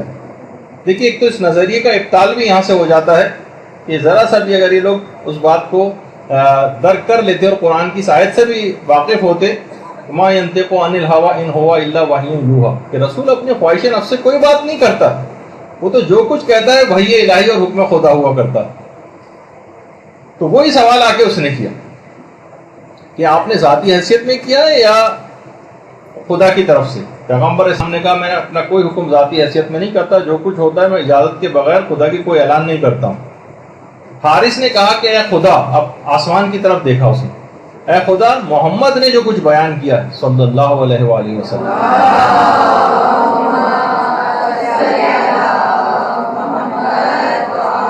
اگر یہ بات حق ہے جو انہوں نے بیان کی ہے تو مجھ پر آسمان سے اس وقت ایک پتھر آیا یا کوئی دردناک عذاب آیا. اسی وقت آسمان سے ایک پتھر آیا جو اس کے سر سے ہوتا ہوا نیچے سے جسم کے خارج ہو گیا اور اسی کا وہیں پر کام تمام ہو گیا. اسی وقت ایک آیت نازل ہوئی سأل سائل بعذاب واقع للکافرین لیس لہ دافع. اس ایک عذاب مانگنے والے نے عذاب مانگا اور کافروں کے لیے اس عذاب کو دفع کرنے والا کوئی نہیں، کوئی کافروں پر اس عذاب کو دفع نہیں کر سکتا. اچھا، جب ایک دفعہ میں نے اس آیت کی تفسیر ایک مشہور مسلمان مفسر کے ترجمہ قرآن کے اندر پڑھی تو یہاں اس کی تفسیر انہوں نے یہ لکھی ہوئی تھی، اس واقعے کا کہیں ذکر نہیں کیا تھا، بلکہ لکھا ہوا تھا ظاہر ہے جب انسان کوئی عذاب مانگے گا تو عذاب تو آئے گا ہی، نہیں مانگے گا تو نہیں آئے گا. یہ والی تفسیر لکھ کے بس اس سے اپنی جان چھڑا لی اور پورے واقعے کو نقل نہیں کیا. اور وہ من ماتا ولم یعرف والی جو حدیث ہے کہ جو اپنے زمانے کے امام کو نہ پہچانے وہ مر جائے گا تو کفر کی موت مرے گا یا جاہلیت کی موت مرے گا. تو ایک مشہور عالم دین نے اس کا جواب یوں لکھا تھا کہ ظاہر ہے اگر کسی زمانے میں کوئی امام ہوگا تو پہچانا جائے گا، نہیں ہوگا تو نہیں پہچانا جائے گا، فقط واللہ عالم. بس یہ لکھا. بہت مشہور عالم دین کی بات بتا رہا ہوں مسلمانوں کے. تو بہرحال اس قسم کی باتیں جب کوئی نہیں ہوتی، دلائل وغیرہ نہیں ہوتے تو پھر انسان اس طرح کی باتوں کا سہارا لیتا. اچھا، اب یہاں تک کہ جب یہ سورہ معارج کی آیات نازل ہو گئی اور یہاں پہ کافر کا لفظ بھی آ گیا، اس کا معنی یہ ہوئے کہ اگر کسی نے اعلان، یعنی کوئی عام حکم نہیں تھا، یہ اتنا خطرناک حکم تھا کہ فوراً، یعنی اس کا نتیجہ اتنا خطرناک تھا کہ فوراً عذاب آیا. اور کافر کے لفظ سے یہ اشارہ بھی کر دیا گیا کہ جو اس حکم کو نہیں مانے گا اس کا انجام کافروں والا ہی ہوگا. پیغمبر اسلام نے کہا سب لوگوں سے مخاطب کر کے اس واقعے کے بعد تم سب لوگوں نے دیکھ لیا اور سن لیا ہے؟ سب نے اقرار کیا ہاں پیغمبر ہم نے سن لیا اور دیکھ لیا. تو اب اس کے بعد خیر یہ واقعہ اختتام پذیر ہوا اور یہ دن ایام ولایت کے نام سے لوگوں کے ذہنوں میں بیٹھ گئے. سب نے آ کر پیغمبر اسلام سے خدا حافظی کی اور اپنے اپنے ملکوں اور شہروں اور علاقوں کا رخ کیا اور پیغمبر اسلام نے بھی اس کے بعد پھر مدینے کا رخ کیا. اچھا، اب یہ جو 3 دن کی تاخیر ہو گئی تھی، اس زمانے میں بھی کیلکولیٹڈ ڈیز ہوتے تھے، اگرچہ لوگ اونٹوں اور اس کے اوپر قافلوں میں سفر کرتے تھے لیکن لوگ اپنے حاجیوں کا مختلف علاقوں میں شہر سے باہر نکل کر استقبال کے لیے آ جاتے تھے کہ وہ لوگ اب پہنچنے والے ہوں. 1 دن گزر گیا، 2 دن گزر گئے، 3 دن گزر گئے. آپ سوچیں کہ کسی ہمارے حاجی کی فلائٹ وہاں سے چل پڑی ہو اور یہاں پر پہنچ نہ رہی ہو اور 3 دن تک کوئی اطلاع نہیں آئے. کوئی اس زمانے میں تو اس طرح کے کمیونیکیشن کے ذرائع نہیں تھے. لوگوں نفسیاتی طور پر اتنے زیادہ لوگ جو ہے وہ ہو چکے تھے، ایک لحاظ سے پریشان بھی تھے کہ جب کوئی سوچے کہ 3 دن بعد کوئی فلائٹ پہنچے تو سب سے پہلے لوگ سے ہی سوال کریں گے نا بھائی کیا ہوا تھا ان 3 دنوں میں، اتنے تاخیر کا سبب کیا ہوا. لوگوں نے پوری تفصیل کے ساتھ وہ واقعہ سنایا کہ تاخیر کا سبب یہ ہوا. پورا پھر واقعہ غدیر کو لوگوں نے تفصیل کے ساتھ بیان کر دیا اور اس طرح سے تمام علاقوں، تمام قبیلوں، تمام ملکوں اور تمام شہروں میں یہ اعلان غدیر ہر جگہ پہنچ گیا. البتہ یہ واقعہ اتنا سادہ سا نہیں رہا اور اتنا سادہ نہیں تھا کہ منافقین اور شیاطین اس کو آرام کے ساتھ ہضم کر لیتے. غدیر کے دن تمام شیاطین اور منافقین میں ایک صف ماتم بچھ گیا. منافقین کے اوپر غموں کے پہاڑ ٹوٹ پڑے اور سب کی امیدوں کے اوپر پانی پھر گیا. اور ابلیس، شیاطین اور منافقین جو تھے وہ سمجھ گئے کہ اگر اس رسول کے اس حکم پر عمل ہو گیا تو مسلمانوں کو گمراہ کرنے کا سارا رستہ ہی بند ہو جائے گا. وہ سب یہ اعلان سن کر سخت غمزدہ ہو گئے اور بلند آواز سے تمام شیاطین جو ہیں فریادیں کرنے لگے. اور یہ اعلان سن کر اس اعلان کو سن کر ابلیس نے ایک زوردار چیخ ماری. ابلیس زوردار چیخ. ابلیس کی چیخیں میدان غدیر کے اندر کئی چیخوں کا تذکرہ ہوا روایات کے اندر. ہمارے 5ویں امام محمد باقر علیہ الصلوۃ والسلام فرماتے ہیں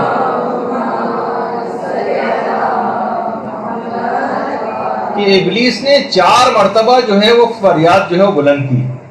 پہلی فریاد تو اس وقت بلند اس نے کی کہ جب خدا کی طرف سے اس پر لعنت کی گئی. دوسری دفعہ اس وقت اس نے چیخ ماری کہ جب آسمان سے زمین پر اس کو بھیجا گیا.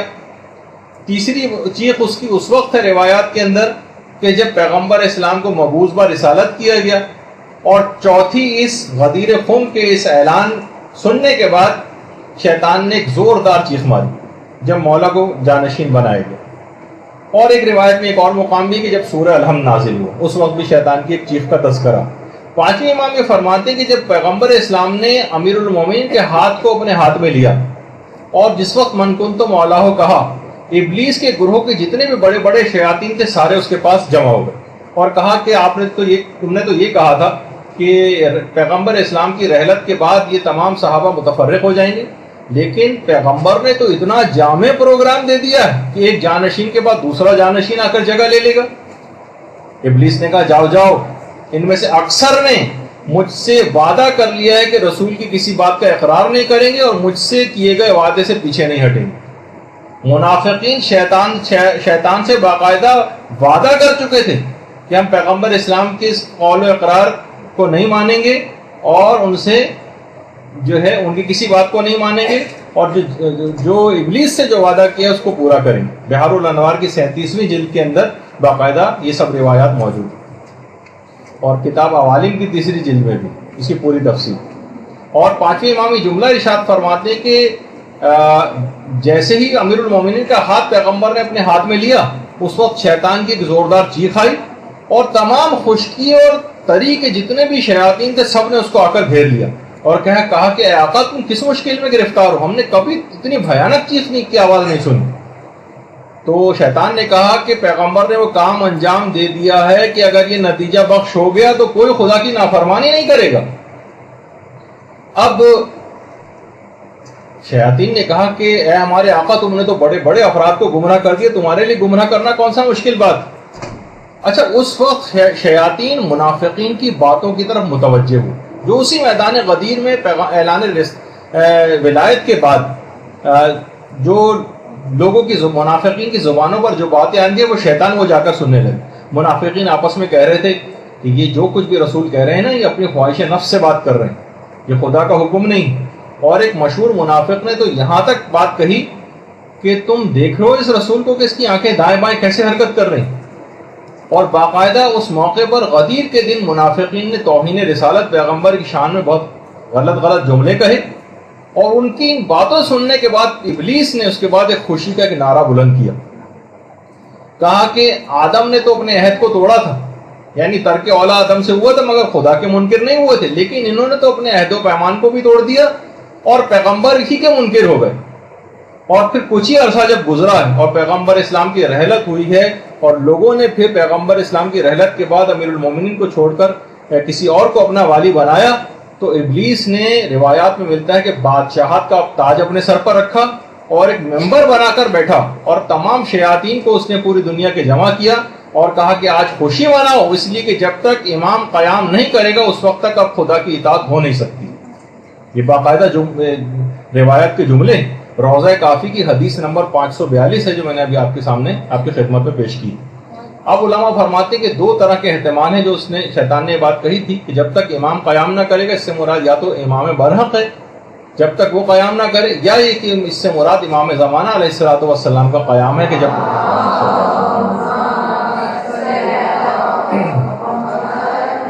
کہ جب تک وہ قیام نہ کریں جب تک کہ خدا کی اب اطاعت ہو نہیں سکے گی.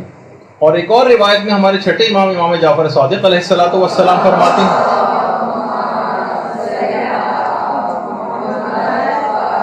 جس میں ہمارے لیے بھی خطرے کی گھنٹی. وہ کیا ہے؟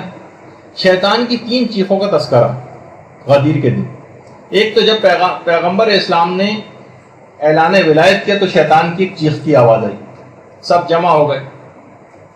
لوگوں نے جو اس کے شیاطین تھے آ کر پوچھا کہ آپ نے کیوں ایسی چیخ ماری؟ کہنے لگا وائے ہو تم پر, آج کا دن تو عیسیٰ کے دن کی مانند, یعنی حضرت عیسیٰ نے جب شمعون کو اپنا جو ہے جانشین مقرر کیا تھا. پھر اس کے بعد پھر شیطان نے ایک زوردار چیخ ماری, شیاطین پھر جمع ہو گئے. کہا کہ اب کیا بات ہو گئی؟ کہا آج خدا نے میرے قول کے لیے ایک آیت کو نازل کر دیا جو سورہ سبا کی آیت ہے, وَلَقَدْ صَدَّقَ عَلَيْهِمْ إِبْلِيسُ ظَنَّهُ فَاتَّبَعُوهُ إِلَّا فَرِيقًا مِنَ الْمُؤْمِنِينَ, کہ آج ان پر ابلیس نے اپنے گمان کو سچ کر دکھایا اور مومنین کے گروہ کے علاوہ سب لوگوں نے ابلیس کی تابعداری کی. اس کے بعد ابلیس نے آسمان کی طرف دیکھا اور کہا کہ خدا کی عزت و جلال کی قسم میں ہدایت یافتہ جو گروہ ہے اس کو گمراہوں کے گروہ کے ساتھ ملا دوں, یعنی میں ان کے اصحاب کو بھی رسول اور ائمہ جو امیر المومنین کے اصحاب ہیں ان کو گمراہ کر دوں. اچھا, پیغمبر اسلام جو اس وقت شیطان کے تمام پروگرام سے واقف تھے, فوراً پیغمبر اسلام نے ایک اور آیت کی تلاوت کی کہ اِنَّ عِبَادِي لَيْسَ لَكَ عَلَيْهِمْ سُلْطَان, کہ میرے بندوں پر تیرا کوئی اختیار نہیں چلے. شیطان نے پھر ایک زوردار چیخ ماری, گروہ پھر جمع ہو گیا اور کہا کہ خدا کی قسم میں علی کے اصحاب پر تو تسلط نہیں رکھتا ہوں, لیکن میں بھی خدا کی عزت و جلال کی قسم کھاتا ہوں کہ میں گناہوں کو علی کے شیعوں کے سامنے اچھا بنا کر پیش کروں گا تاکہ میں ان کا ارتکاب کروا کر تیری بارگاہ میں علی کے شیعوں کو مبغوض کر سکوں, ان کو عذاب دلوا سکوں. بہار الانوار کی جلد نمبر 37. یہ اب یہ سوچ لیجیے کہ گناہوں کا ارتکاب شیطان کے مشن کو کامیاب کر دے گا. اس نے کہا تھا کہ ٹھیک ہے میں علی کے مخلص اصحاب کے اوپر تو تسلط نہیں رکھتا ہوں, لیکن میں گناہوں کو اچھا بنا کر علی کے شیعوں کے سامنے ضرور پیش کروں گا اور ان سے ارتکاب کرواؤں. تو اب آپ کو فوراً کبھی کوئی ایسا موقع آ جائے زندگی کے اندر تو شیطان کی اس بات کو, اب اگر ہم نے اس کام کو کیا تو گویا شیطان کے اس مقصد کو ہم پورا کر دیں گے اور میدان غدیر کے اندر جو واقعہ پیش آیا تھا اس کے نتیجے کے برخلاف عمل کریں گے. تو بہرحال اچھا, اب بہار الانوار کی 37ویں جلد کے اندر ہے پورا واقعہ. اچھا, غدیر کے دن شیطان ایک خوبصورت بوڑھے کی شکل میں رسول خدا کے پاس آئے اور پیغمبر کے پاس آ کر شیطان نے ایک طنز کیا اور کہا کہ اے محمد صلی اللہ علیہ وآلہ وسلم,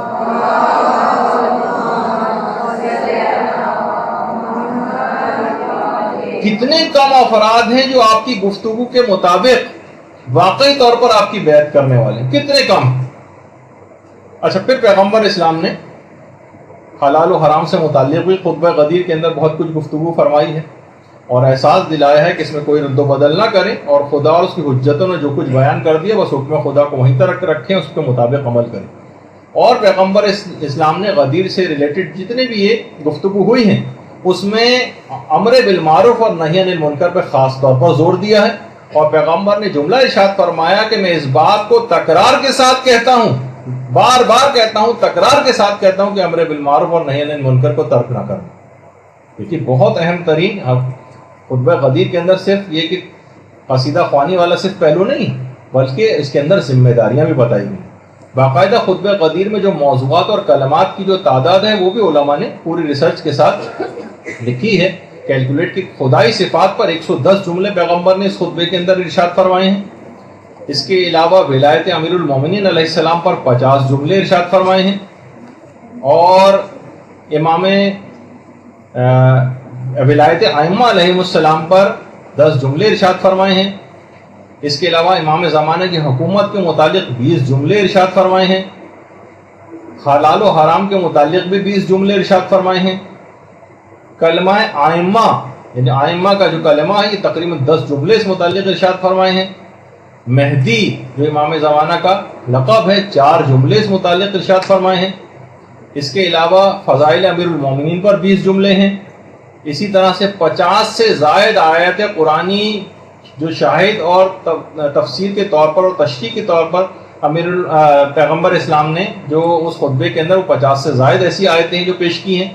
اور خود غدیر خم کے اس پس منظر میں واقع غدیر کے تقریباً 10 آیات قرآنی تو 10 سے زائد آیت قرآنی تو نازل ہوئی. ایک آدھ آیت صرف سے صرف لوگ واقف ہیں، لیکن 10 سے زائد آیتیں کم سے کم غدیر خم کے پس منظر میں نازل ہوئی. اچھا، اب ایک سوال یہ ہے، تھوڑی سی بات اس متعلق بھی ہو جائے، بس تھوڑی سی دیر رہ گئی ہے، اور ظاہر ہے کہ آپ اتنے ایسے ایسے پروگرام دیکھ لیتی ہیں جو 2-2 گھنٹے کے ہوتے ہیں، تو اگر ہمارے آقا و مولا کے لیے کہ 2 گھنٹے کا اس طرح کا پروگرام مستقل آپ کو اٹینڈ کرنا پڑ جائے تو میرا خیال ہے اتنا پریشان نہیں ہونا ہے.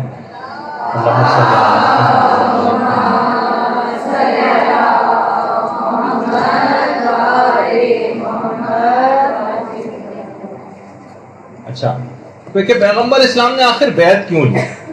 کیا ضرورت تھی الگ سے بیعت لینے کی؟ دیکھیے پیغمبر نے اس سے پہلے بھی تو کتنے سارے احکامات دیے، بس احکام آتے تھے، نص رسول ہوتی تھی، لوگ ویسے ہی مانتے تھے.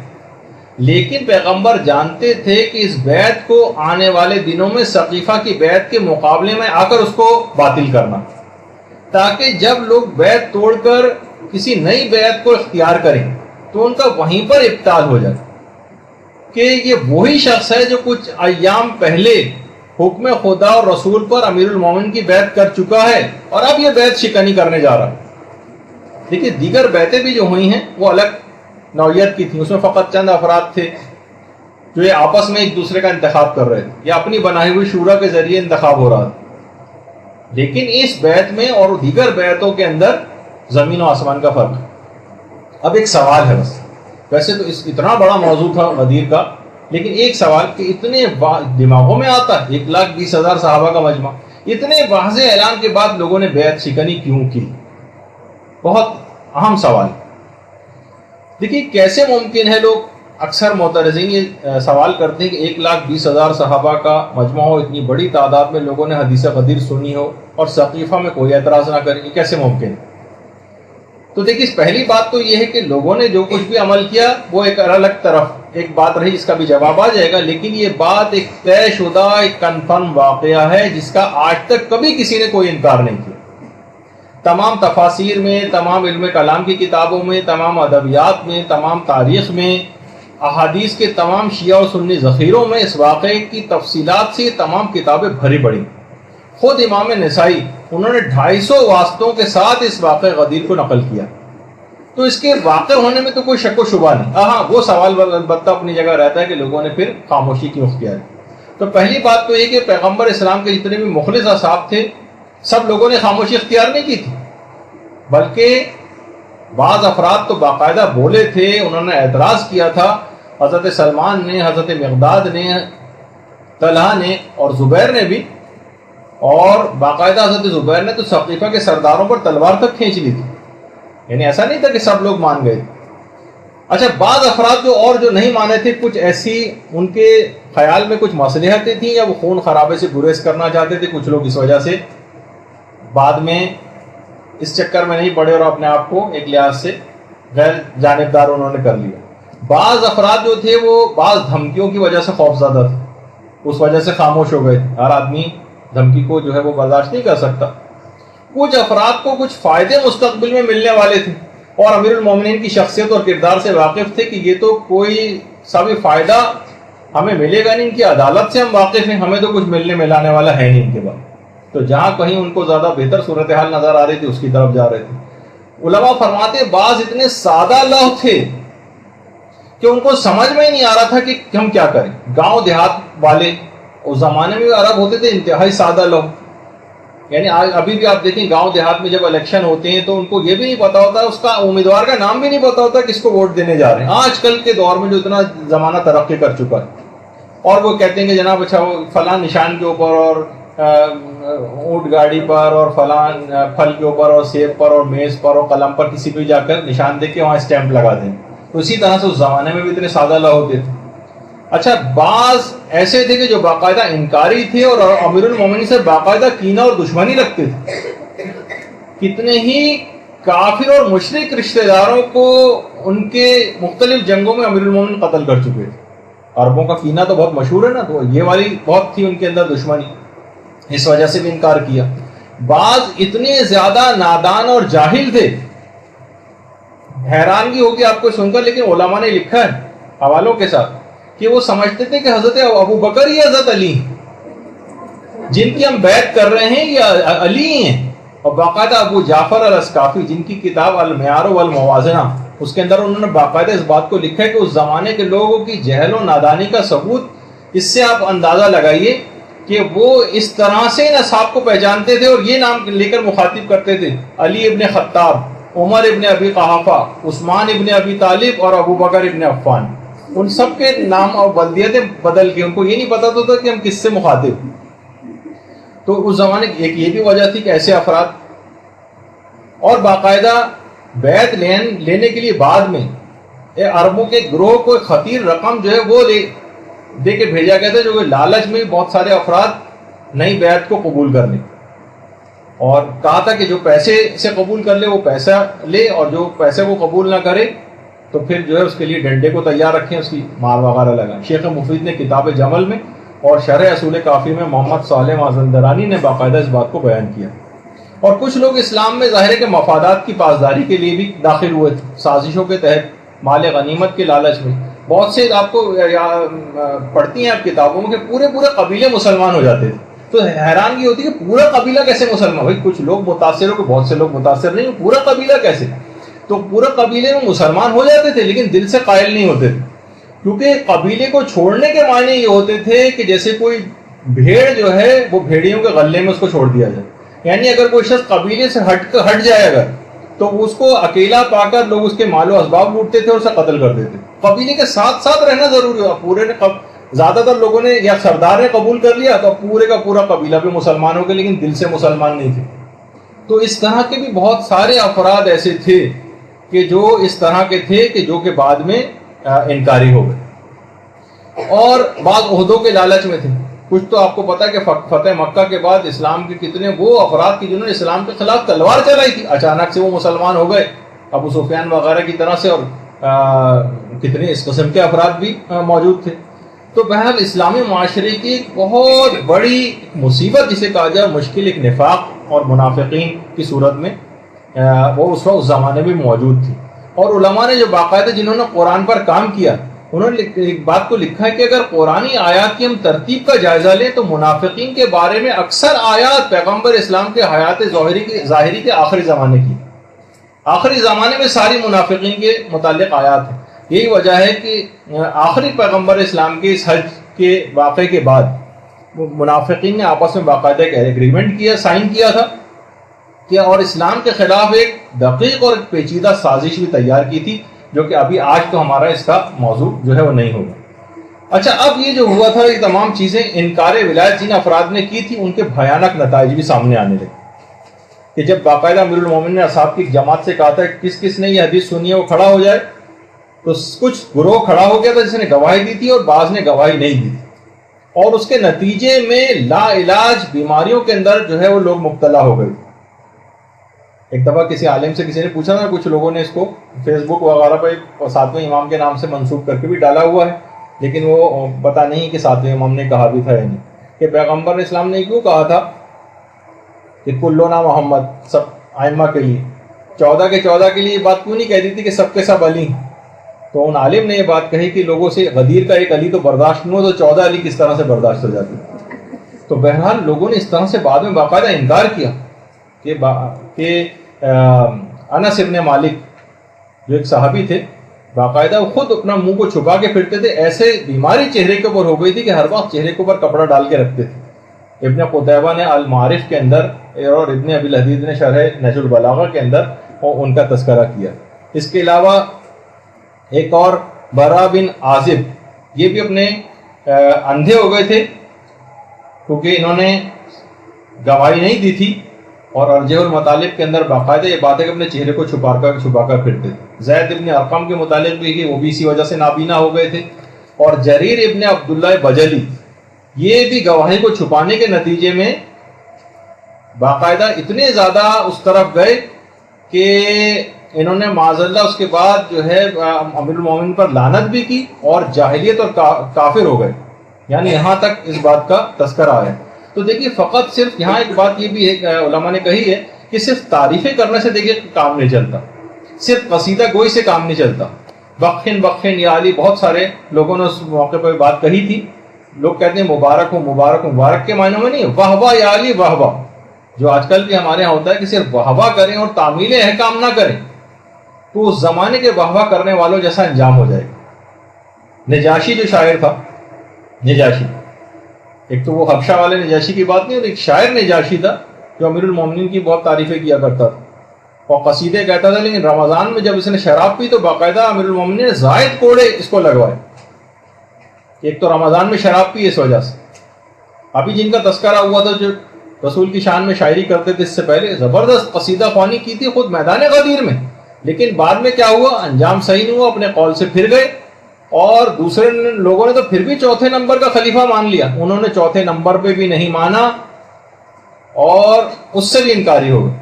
تو آپ نے دیکھا کہ صرف بہرحال واہ واہ کرنے سے اور صرف قصیدے کہنے سے کام نہیں چلتا، اگرچہ یہ بھی بہت اہم ذمہ داری یعنی جب بھی یہ کہ یہاں پر ابھی فوراً بعد ہی کچھ قصیدہ خوانی وغیرہ آپ لوگ کریں گی، لیکن تعمیل احکام بھی ساتھ ساتھ کرنی، ورنہ دیگر لوگوں کا انجام ضرور ملوث خاطر رکھنا چاہیے جو صرف تعریفیں کر کے دیں۔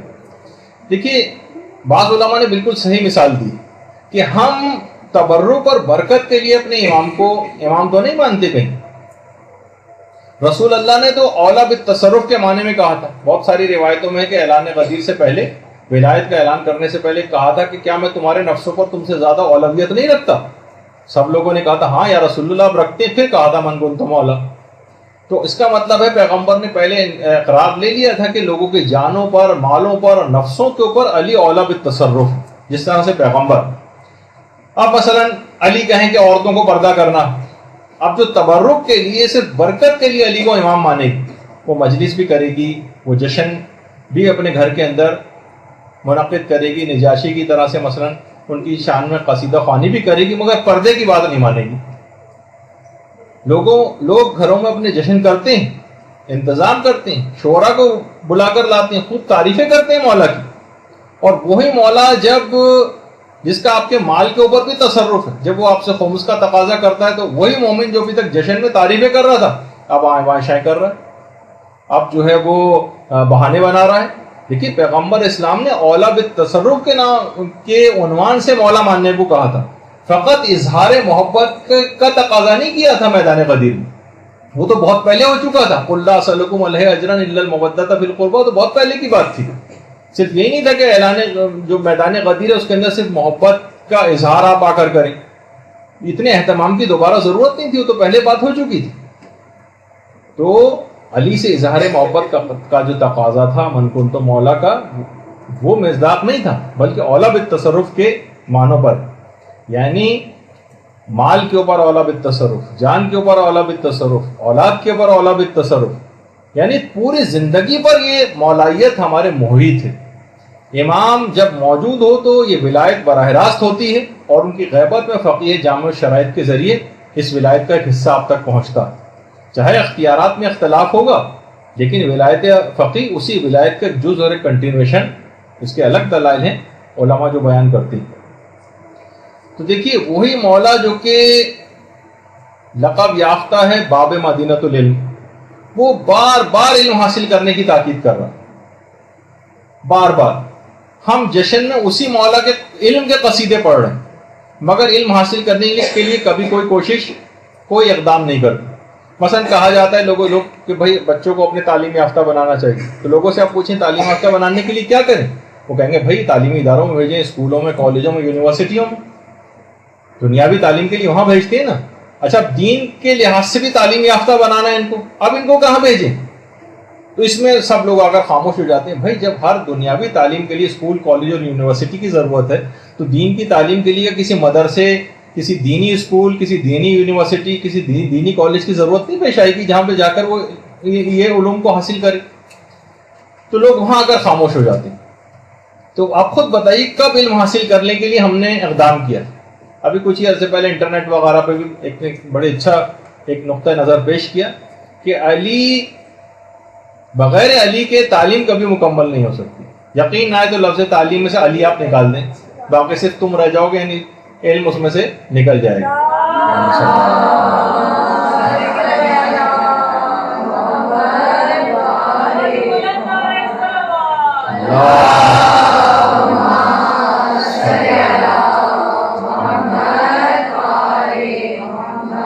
تو دینی تعلیم کے لیے مدارس میں بھیجنا پڑے گا, تب یہ لوگ جا کر دین کا علم کچھ ان کے پاس آئے گا, جس کا ٹرینڈ ہمارے یہاں بالکل نہیں ہے. اور کچھ ایسے حالات پیدا کر دیے گئے کہ لوگ اور زیادہ اس سے ایک خاص سازش کے تحت کے لوگ اور متنفر ہوتے جا رہے ہیں. تو اب جو صرف تبرک کے لیے مولا کو مولا مانے گا, اولا بالتصرف کے معنوں میں نہیں مانے گا, تو کیا نتیجہ ہوگا کہ وہی مولا جب کوڑا لے کر بے چھلکے کی مچھلی بازاروں میں بیچنے والوں کو مارتا تھا کہ اے مسخ شداؤں کی یادگاروں کو تم کیوں بیچ رہے ہو, جو اس قسم جو داڑھی منڈوانے کی پاداشیں مسخ کر دی گئی ان کی نشانیوں کو کیوں بیچ رہے ہو. تو ہم کہیں گے کہ مولا آپ لاکھ ہمیں کوڑے ماریں, ہم خود بھی داڑھی مونڈیں گے اور ڈھونڈ ڈھونڈ کر داڑھی مونڈے شعراء کو قصیدہ خوانی کے لیے بلائیں گے ضرور غدیر کے دن, اور انہی سے ہم پڑھوائیں گے. تو ہر بار امر و نہیں جب بھی انسان کبھی کرتا ہے تو اسے اپنی صفائیاں ضرور پیش کرنا پڑتی ہیں. دیکھیے میں خود بھی یہ صفائیوں پیش کروں, خود قصیدے سننے کا بہت شوقین ہوں, لیکن جب کوئی پیغام دینا ہوتا تو کچھ تو کرنے کے صرف ایک مقام کی حد تک رہ گئے. تو وہ آپ نے دیکھا کہ اس سے پہلے بہت سارے شاعر حضرات ان کو بھی کوڑے بھی لگ چکے ہیں. کتنے شاعر جنہوں نے قصیدہ خوانی خود میدان غدیر میں کیے, بعد میں کیسے عمل اس کے مطابق نہیں کیا تو نتیجہ کیا نکلا. تو مولا کو اپنی زندگی کے ہر شعبے میں اولا بالتصرف ماننا, آپ کے احکام کی امیر المومن کے معرفت حاصل کرنی, اور ہر حکم کو بلا استثناء اور ایکسیپشن کے ساتھ ماننا. فقط قصیدہ خوانی سے اس وقت تک کام نہیں چلے گا جب تک عمل ساتھ میں نہیں ہوگا. اور جب یہی وجہ ہے کہ حضرت علامہ اقبال کا جو شعر ہے نا کہ زائران کعبہ سے اقبال یہ پوچھے کوئی کیا حرم کا تحفہ زمزم کے سوا کچھ بھی نہیں. یعنی جس وقت انسان وہاں جاتا ہے وہاں سے صرف حاجی حضرات صرف زمزم, وہ بھی اپنی جگہ فضیلت کا حامل اور تحفہ ہے واقع, لیکن امام کے ساتھ وہ جو ولایت کا اعلان جو ہوا تھا وہاں اس سرزمین کے اوپر, جب حج کر کے تم واپس آ رہے ہو تو اس کی کوئی خوشبو, اس کی کوئی تجدید عہد وہ بھی تمہارے ساتھ واپس جانا چاہیے. صرف یہ نہیں کہ صرف زمزم لے کر وہاں سے واپس آ گئے. تو اب بہت ساری باتیں اس کے اندر ایسی ہیں کہ دیکھیے اب ایک بس جلدی اس بات کو اور مکمل کر دیا جائے کہ اس دن کرنا کیا ہے. دیکھیے خوشی کا دن ہے, ہر وہ کام اس دن آپ کو کرنا ہے جس کا شریعت میں اجازت دی گئی ہو, جس کی انسانی ضمیر بھی اجازت دی. ایسا کوئی بھی پروگرام جس میں انحراف ہو جو یا ابھی یا آئندہ کبھی شریعت سے متصادم ہونے والا اس کام کو روک دینا. کچھ ہی سال پہلے اسی شہر کراچی میں 3 شعبان ایک شیعہ مومنین کے علاقے سے ملحقہ ایک جگہ پر باقاعدہ 3 شعبان کو جشن کے موقع پر بعض حضرات نے ایک سازش کے تحت ایک رقاصہ و گلوکارہ کو اس پروگرام کے اندر جو بلایا گیا, اور آج کل خاص طور پہ قوال کو ہر جگہ انٹری کروائی جاتی ہے ان کی. تو بہرحال اب دیکھیے لیکن کیا کیا کہ اس علاقے کے لوگوں نے ایک براہ راست امر بالمعروف اور نہی عن المنکر کیا, اس بات کو پریشر دے کے رکوا دیا پہلے مرحلے میں. ایک آدھ دفعہ بھی ایسے پروگرام ہو جائے تو بعد میں باطل اتنا مضبوط ہو جاتا ہے وہ کھڑا نہیں جا سکتا اس کو. تو بہرحال اور خاص طور پر یہاں کہوں کہ یہاں بزرگوں کی ذمہ داری زیادہ ہے. بزرگ سارے اس معاملے میں پیچھے ہو جاتے ہیں, جوانوں کو آگے کر دیتے, جوانوں کا خون ذرا گرم ہوتا ہے, تیز ہوتا ہے, فتنے فساد کی نوبت آتی ہے. بوڑھے داڑھی والے بزرگ حضرات اگر کسی جگہ جا کر معاملے کو رکوائیں گے تو وہاں پر کسی جو مخالف پارٹی میں نوجوان ہوں گے وہ بھی ان پر اس طرح سے ہاتھ نہیں اٹھا سکتے, اور کوئی ایسے جھگڑے و فساد کی نوبت نہیں ہو سکتی. بات چیت کے ذریعے بزرگوں کو آگے بڑھنا چاہیے. تو بہرحال اب دیکھیے جس خطبہ غدیر سے ملحقہ رسول نے امر و نہی کی اتنی تاکید کی, یہ کیسے ممکن ہے کہ اسی دن ان کے اس حکم کو فراموش کر دیا جائے. تو دیکھیے نہ تو ان جو بھی تقریبات اس سلسلے میں ہوں 18 ذی الحجہ کے ذیل میں یا کسی بھی جشن کے پروگرام میں, نہ اس میں کوئی حرام ہو نہ کوئی مکروہ ہو, اور ایسا بھی کوئی مباح نہ ہو جو کل کسی فتنے اور فساد کا سبب بن جائے یا کسی حرام کام کا پیش خیمہ بن جائے. اس کو بھی احساس کرنا. اچھا اب کریں کیا؟ سب سے پہلی تو چیز یہ ہے جو ہمارے چھٹے امام فرماتے تھے کہ پروردگار عالم کا آج کے دن شکر ادا کریں. اور خدا کی حمد و ثنا اس دن کریں. دوسری ذمہ داری، اب جلدی جلدی ان ذمہ داری کو بھی لکھ لیں. ہمارے 8ویں امام فرماتے ہیں کہ اس دن سب سے مسکرا کر ملیں، یہ مسکرانے کا دن. جو بھی ایک دوسرے سے مسکرا کر اس دن ملے گا، خدا کی نظر کرم اس پر ہوگی اور 1000 حاجتیں اس مسکراہٹ کی وجہ سے اس کی پوری کی جائیں گی. اور خدا موتیوں کا ایک محل، سفید موتیوں کا ایک محل جنت میں اس کو عطا کرے گا صرف مسکرا کر ملنے سے.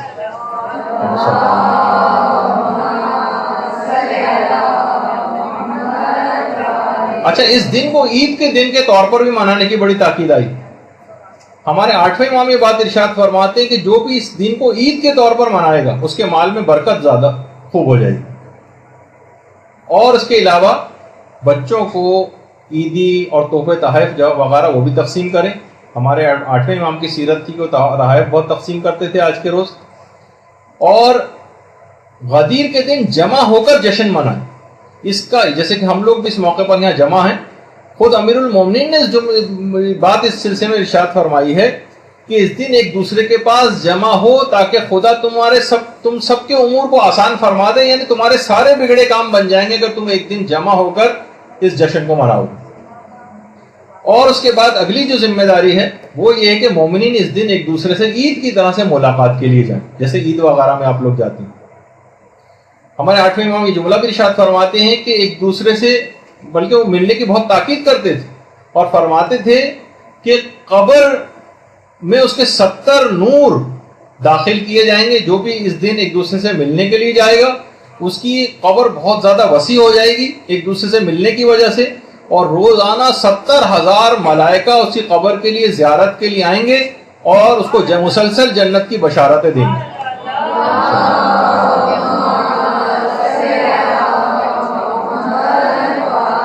علماء اور مراجع ایک دوسرے سے ملاقات کے لیے جاتے ہیں. یہ آیت اللہ جعفر سبحانی ہے جو آیت اللہ شیخ جواد تبریزی سے ملاقات کے لیے پہنچے. اچھا، اسی طرح سے اس دن زیارت امیر المومنین کی بڑی تاکید. اس دن زیارت امیر المومنین ضرور پڑھی جائے.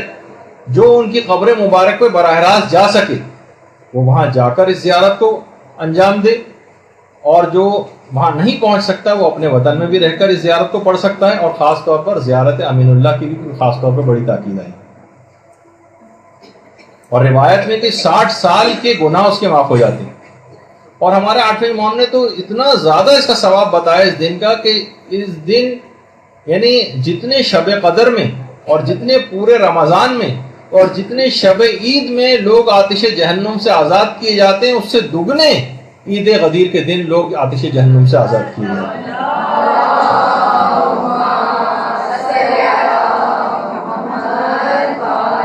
اور ایک 2 رکعت کی نماز جو کہ ہم نے اس پہ اپنے فیس بک کے اکاؤنٹ میں بھی جو ہے لگائی تھی، وہ اس دن کے نزدیک آدھے گھنٹہ پہلے اس کا ٹائم ہے تقریباً زور سے. لیکن جو اس وقت نہیں پڑھ سکے وہ اب بھی پڑھ سکتے ہیں اس کو، اور جو اب نہ پڑھ سکیں وہ اگلے دن یا بہرحال کسی نہ کسی عنوان سے اس نماز کو پڑھ ہی لیں. کہ اگر اس طریقے سے جو اس کے اندر لکھا ہوا ہے کہ 2 رکعت کی نماز اگر کوئی پڑھ لے گا تو 6 امام جملہ ارشاد فرماتے ہیں کہ اسے 1 لاکھ حج اور 1 لاکھ عمرے کا ثواب دیا جائے گا. 1 لاکھ حج اور 1 لاکھ عمرہ. اب اتنا وقت نہیں ہے، اس کے اندر آپ فیس بک پہ جا کے اس کا طریقہ دیکھ سکتی ہیں. وقت بہت ختم ہوتا جا رہا ہے. اور اسی طریقے سے آج کے دن کے روزے کا بڑا ثواب ہے. اور بہت سی روایت میں 60 مہینوں کے روزے یا 60 سال کے روزوں سے افضل قرار دیا گیا ہے. بہت سی روایت میں 100 مقبول حج اور 100 مقبول عمروں کا ثواب.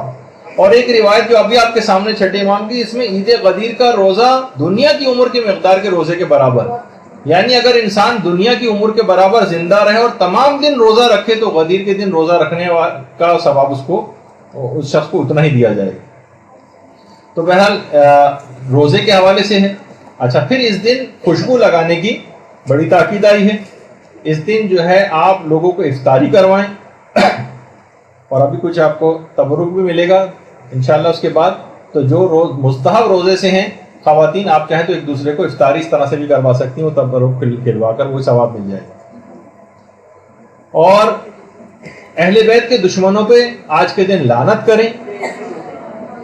اور ایک اور چیز جو آپ کے انٹرسٹ کی کافی ہوگی، نیا لباس پہنے. اور اگر نیا لباس ممکن نہ ہو تو صاف ستھرا لباس. آیت اللہ شیخ جواد تبریزی تو تاکیدی مستحب سمجھتے تھے نیا لباس بنانے کو آج کے روز. اور ایک دوسرے کو مومنین مبارکباد دیں، اور یہ کہہ کر مبارکباد دیں. کچھ تو مفاتی کے اندر بھی طریقے ہیں، لیکن الحمدللہ الذی جعلنا من المتمسکین بولایت امیر المومنین والائمۃ علیہم السلام، یہ کہہ کر ایک دوسرے کو مبارکباد دیں. اور آج کے دن صدقہ دینے کی بھی بڑی تاکید آئی. 1 درہم یا 1 روپیہ صدقہ دینا آج 2 لاکھ درہم یا 2 لاکھ روپے دینے کے برابر، اتنا زیادہ ثواب. آج کے دن کثرت کے ساتھ درود پڑھنے کی بڑی تاکید آئی ہے.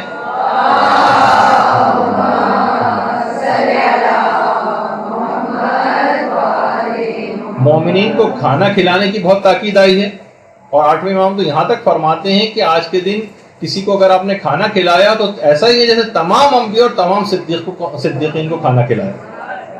اور بہت سی روایات میں غسل کرنے کے متعلق بھی کہا گیا ہے، اور خاص طور پر اپنے اہل و عیال مومنین کی حاجت روائی کے بھی متعلق کہ مومنین کی انسان آج کے دن حاجت روائی کرے، اور دوسروں کی غلطیوں سے چشم پوشی اور درگزر آج کے دن خاص طور پر کریں، اور دوسروں کے ساتھ نیکی اور احسان کے ساتھ پیش آئیں،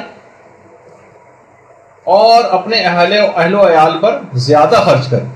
اس کے مال میں 8ویں امام فرماتے ہیں کہ بہت زیادہ وسعت بھی آ جائے گی. اور تحفے دینے میں خاص طور پہ وہ تحفے جو ہمارے 8ویں امام بھجوایا کرتے تھے اپنے خاص اصحاب کو، ان میں نئے کپڑے ہوتے تھے، جوتے ہوتے تھے اور انگوٹھیاں ہوتی تھیں، یہ بھجواتے تھے. اور اس سلسلے میں بڑے پیمانے پر بھی پروگرامز کرنے چاہیے. باقاعدہ ایسے سیمینار ہوں، ایران میں تو ہوتے ہیں، یہاں پہ بھی زیادہ ہونے چاہیے. ایسے ورکشاپس ہوں، ایسے علماء کے خطابات ہوں کہ جو کہ عام طور پر ان جگہوں پر ہوتے ہیں. اور کچھ والدین کے لحاظ سے بھی ذمہ داریاں ہیں کہ کم سے کم مائیں اس دن اچھا سا کھانا جو جسے بچے اور گھر والے شوق سے کھائیں، ایسے کھانوں پکا کے رکھیں تاکہ ان کو خوشی کا ایک احساس ہو. اور گھر کی تزئین و آرائش کے لحاظ سے بھی آج کی خصوصیت کہ گھر کو اپنے آرائش دیں تاکہ پتہ چلے کہ آج عید غدیر کا دن.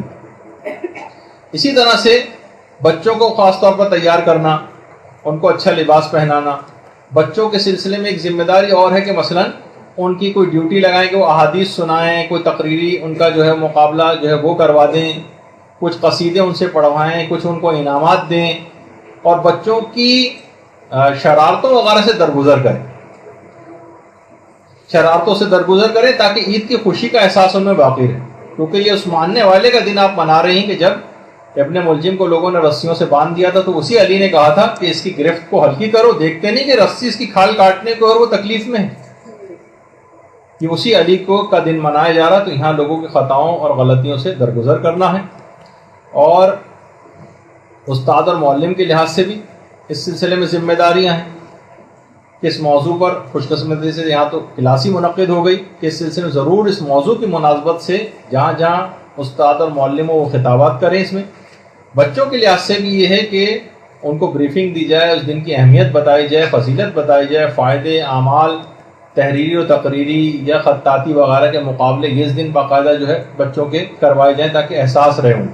اس کے علاوہ کوئی پروگرام بھی ہو سکتے ہیں، منقبت وغیرہ قصیدہ خوانی بھی ہو سکتی ہے، تبرک بھی تقسیم کروائیں، اور اس طرح سے مختلف اور ایک عقد اخوت جو کہ مفاتی کے اندر بھی لکھا ہوا ہے کہ ایک دوسرے کے ہاتھ پر ہاتھ رکھ کے باقاعدہ دعا پڑھی جائے، جس کا نتیجہ یہ ہے کہ جب تک میں جنت میں داخل نہیں ہوں گا جب تک کہ تمہیں اپنے ساتھ نہ لے لوں گا، اور میں اپنے آج سے تم پر تمام اپنے حقوق کو معاف کرتا ہوں سوائے ملاقات کے، دعا کے اور شفاعت کے. ان 3 حق، یہ میں 3 حق میرے ذمہ میں نے تمہارے ذمہ رکھے، باقی سارے حقوق میں معاف کرتا ہوں. اور بس اس کے اندر ایک آخری بات بس یہ اور کہہ دی جائے کہ بہرحال دیکھیے عید غدیر آخری کلمات ہیں، آپ بے چین ہو رہی ہیں، تبرک تھوڑی دیر میں مل جائے گا آپ کو. بہرحال عید غدیر دیکھیے لشکر شیطان کی شکست کا دن. عید غدیر حق کی بیعت کرنے والوں کا اور سر تسلیم خم کرنے والوں کا دن. عید غدیر کو متعلق علماء فرماتے ہیں کہ خورشید عالم تاب کے تاریک بادلوں کے بعد چمکنے کا دن. اور یہ من کنت مولا کا جو چھوٹا سا جملہ ہے یہ پوری کائنات اپنے اندر سمے ہوئے. اور یہ غدیر کا جو انوکھا اور عظیم واقعہ ہے یہ حیرت سے امت محمدیہ سے سوال کر رہا ہے کہ جس حکم کو پیغمبر نے اتنے اہتمام سے بتایا بعد کے جانشینوں کا تعارف کرایا، پھر مسلمانوں نے اسے کیوں فراموش کر دیا؟ پیغمبر قیامت میں مسلمانوں سے باقاعدہ سوال کریں گے کہ میرے واضح احکامات کو کیوں فراموش کر دی۔ اپنے ماننے والوں سے بھی پیغمبر اسلام شکایت کریں گے کہ تم نے فقط قصیدہ خوانی کے حق تک کا تو صرف تم نے حق ادا کیا ہے، مگر میرا جو تقاضا اطاعت کا تھا تم نے کیا ویسی اطاعت کی اپنے امام کی؟ تو جب یہی وجہ ہے کہ بحر الانوار کی 39ویں جلد کے اندر باقاعدہ امیر المومنین جو حدیث قدسی کے حوالے سے جو ان کا حق بیان کیا کہ پیغمبر نے فرمایا کہ اللہ نے ارشاد فرمایا کہ اگر علی کی ولایت پر لوگ جمع ہو جائیں تو میں جہنم کو پیدا ہی نہ کرتا۔ تو اب اس کے بعد پھر حاکم شام نے تقریباً 20 سال کی طویل مدت میں غدیر کے لیے بہت بڑا مقتل تیار کیا اور ہزاروں غدیریوں کے سر کاٹ کر ان کے خون سے لشکر ثقیفہ کو سیراب کیا تاکہ وہ کربلا کے لیے زیادہ سے زیادہ قوی ہو جائیں۔ جب بھی ہمارے چھٹے امام جعفر صادق علیہ السلام فرماتے ہیں کہ جس دن غدیر کے مقابلے میں ثقیفہ کا عہد نامہ لکھا گیا ہے، امام حسین اسی دن شہید ہو گئے۔ گویا امام حسین قربان غدیر، اور یہی وجہ ہے کہ غدیر کی کیا قیمت ہے۔ علماء نے کہا کہ قمبر جیسوں نے غدیر کے نتیجے کا تعارف کرایا تو اپنی زبان کٹوا دی یا زبان گدی سے کھنچوا دی۔ یہ تھی وہ غدیر کی بیشبہ قیمت جو ایسے افراد اور مسلم ابن عقیل اور دیگر شہدائے کربلا وہ اپنے خون سے اس غدیر کی قیمتیں ادا کر رہے تھے۔ اب کم سے کم ان کے ماننے والے اتنا تو کریں کہ اہل بیت اور مولا علی کے تمام فرامین اور تمام احکامات کی دل و جان سے اطاعت کریں، کیونکہ وہی علی یہ فرما چکا ہے کہ مجھے اپنی زندگی قسم میں حق کے خلاف چلنے والوں اور گمراہی میں بھٹکنے والوں سے جنگ میں کسی قسم کی رو رعایت اور سستی نہیں کروں گا۔ اللہ کے بندو، اللہ سے ڈرو اور اس کے غضب سے بھاگ کر اس کے دامن رحمت میں پناہ لو اور اللہ کی دکھائی ہوئی راہ پر چلو اور اس کے عائد کردہ احکامات کو بجا لاؤ۔ اگر ایسا ہو تو علی تمہاری نجات اخروی کا ضامن ہے، اگرچہ دنیاوی کامرانی تمہیں نہ بھی حاصل۔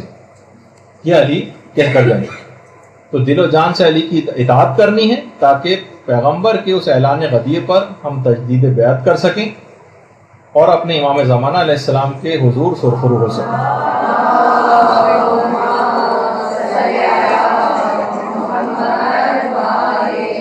اب آپ کو جو بھی قصیدہ خوانی کرنی ہو وہ آپ کر لیں۔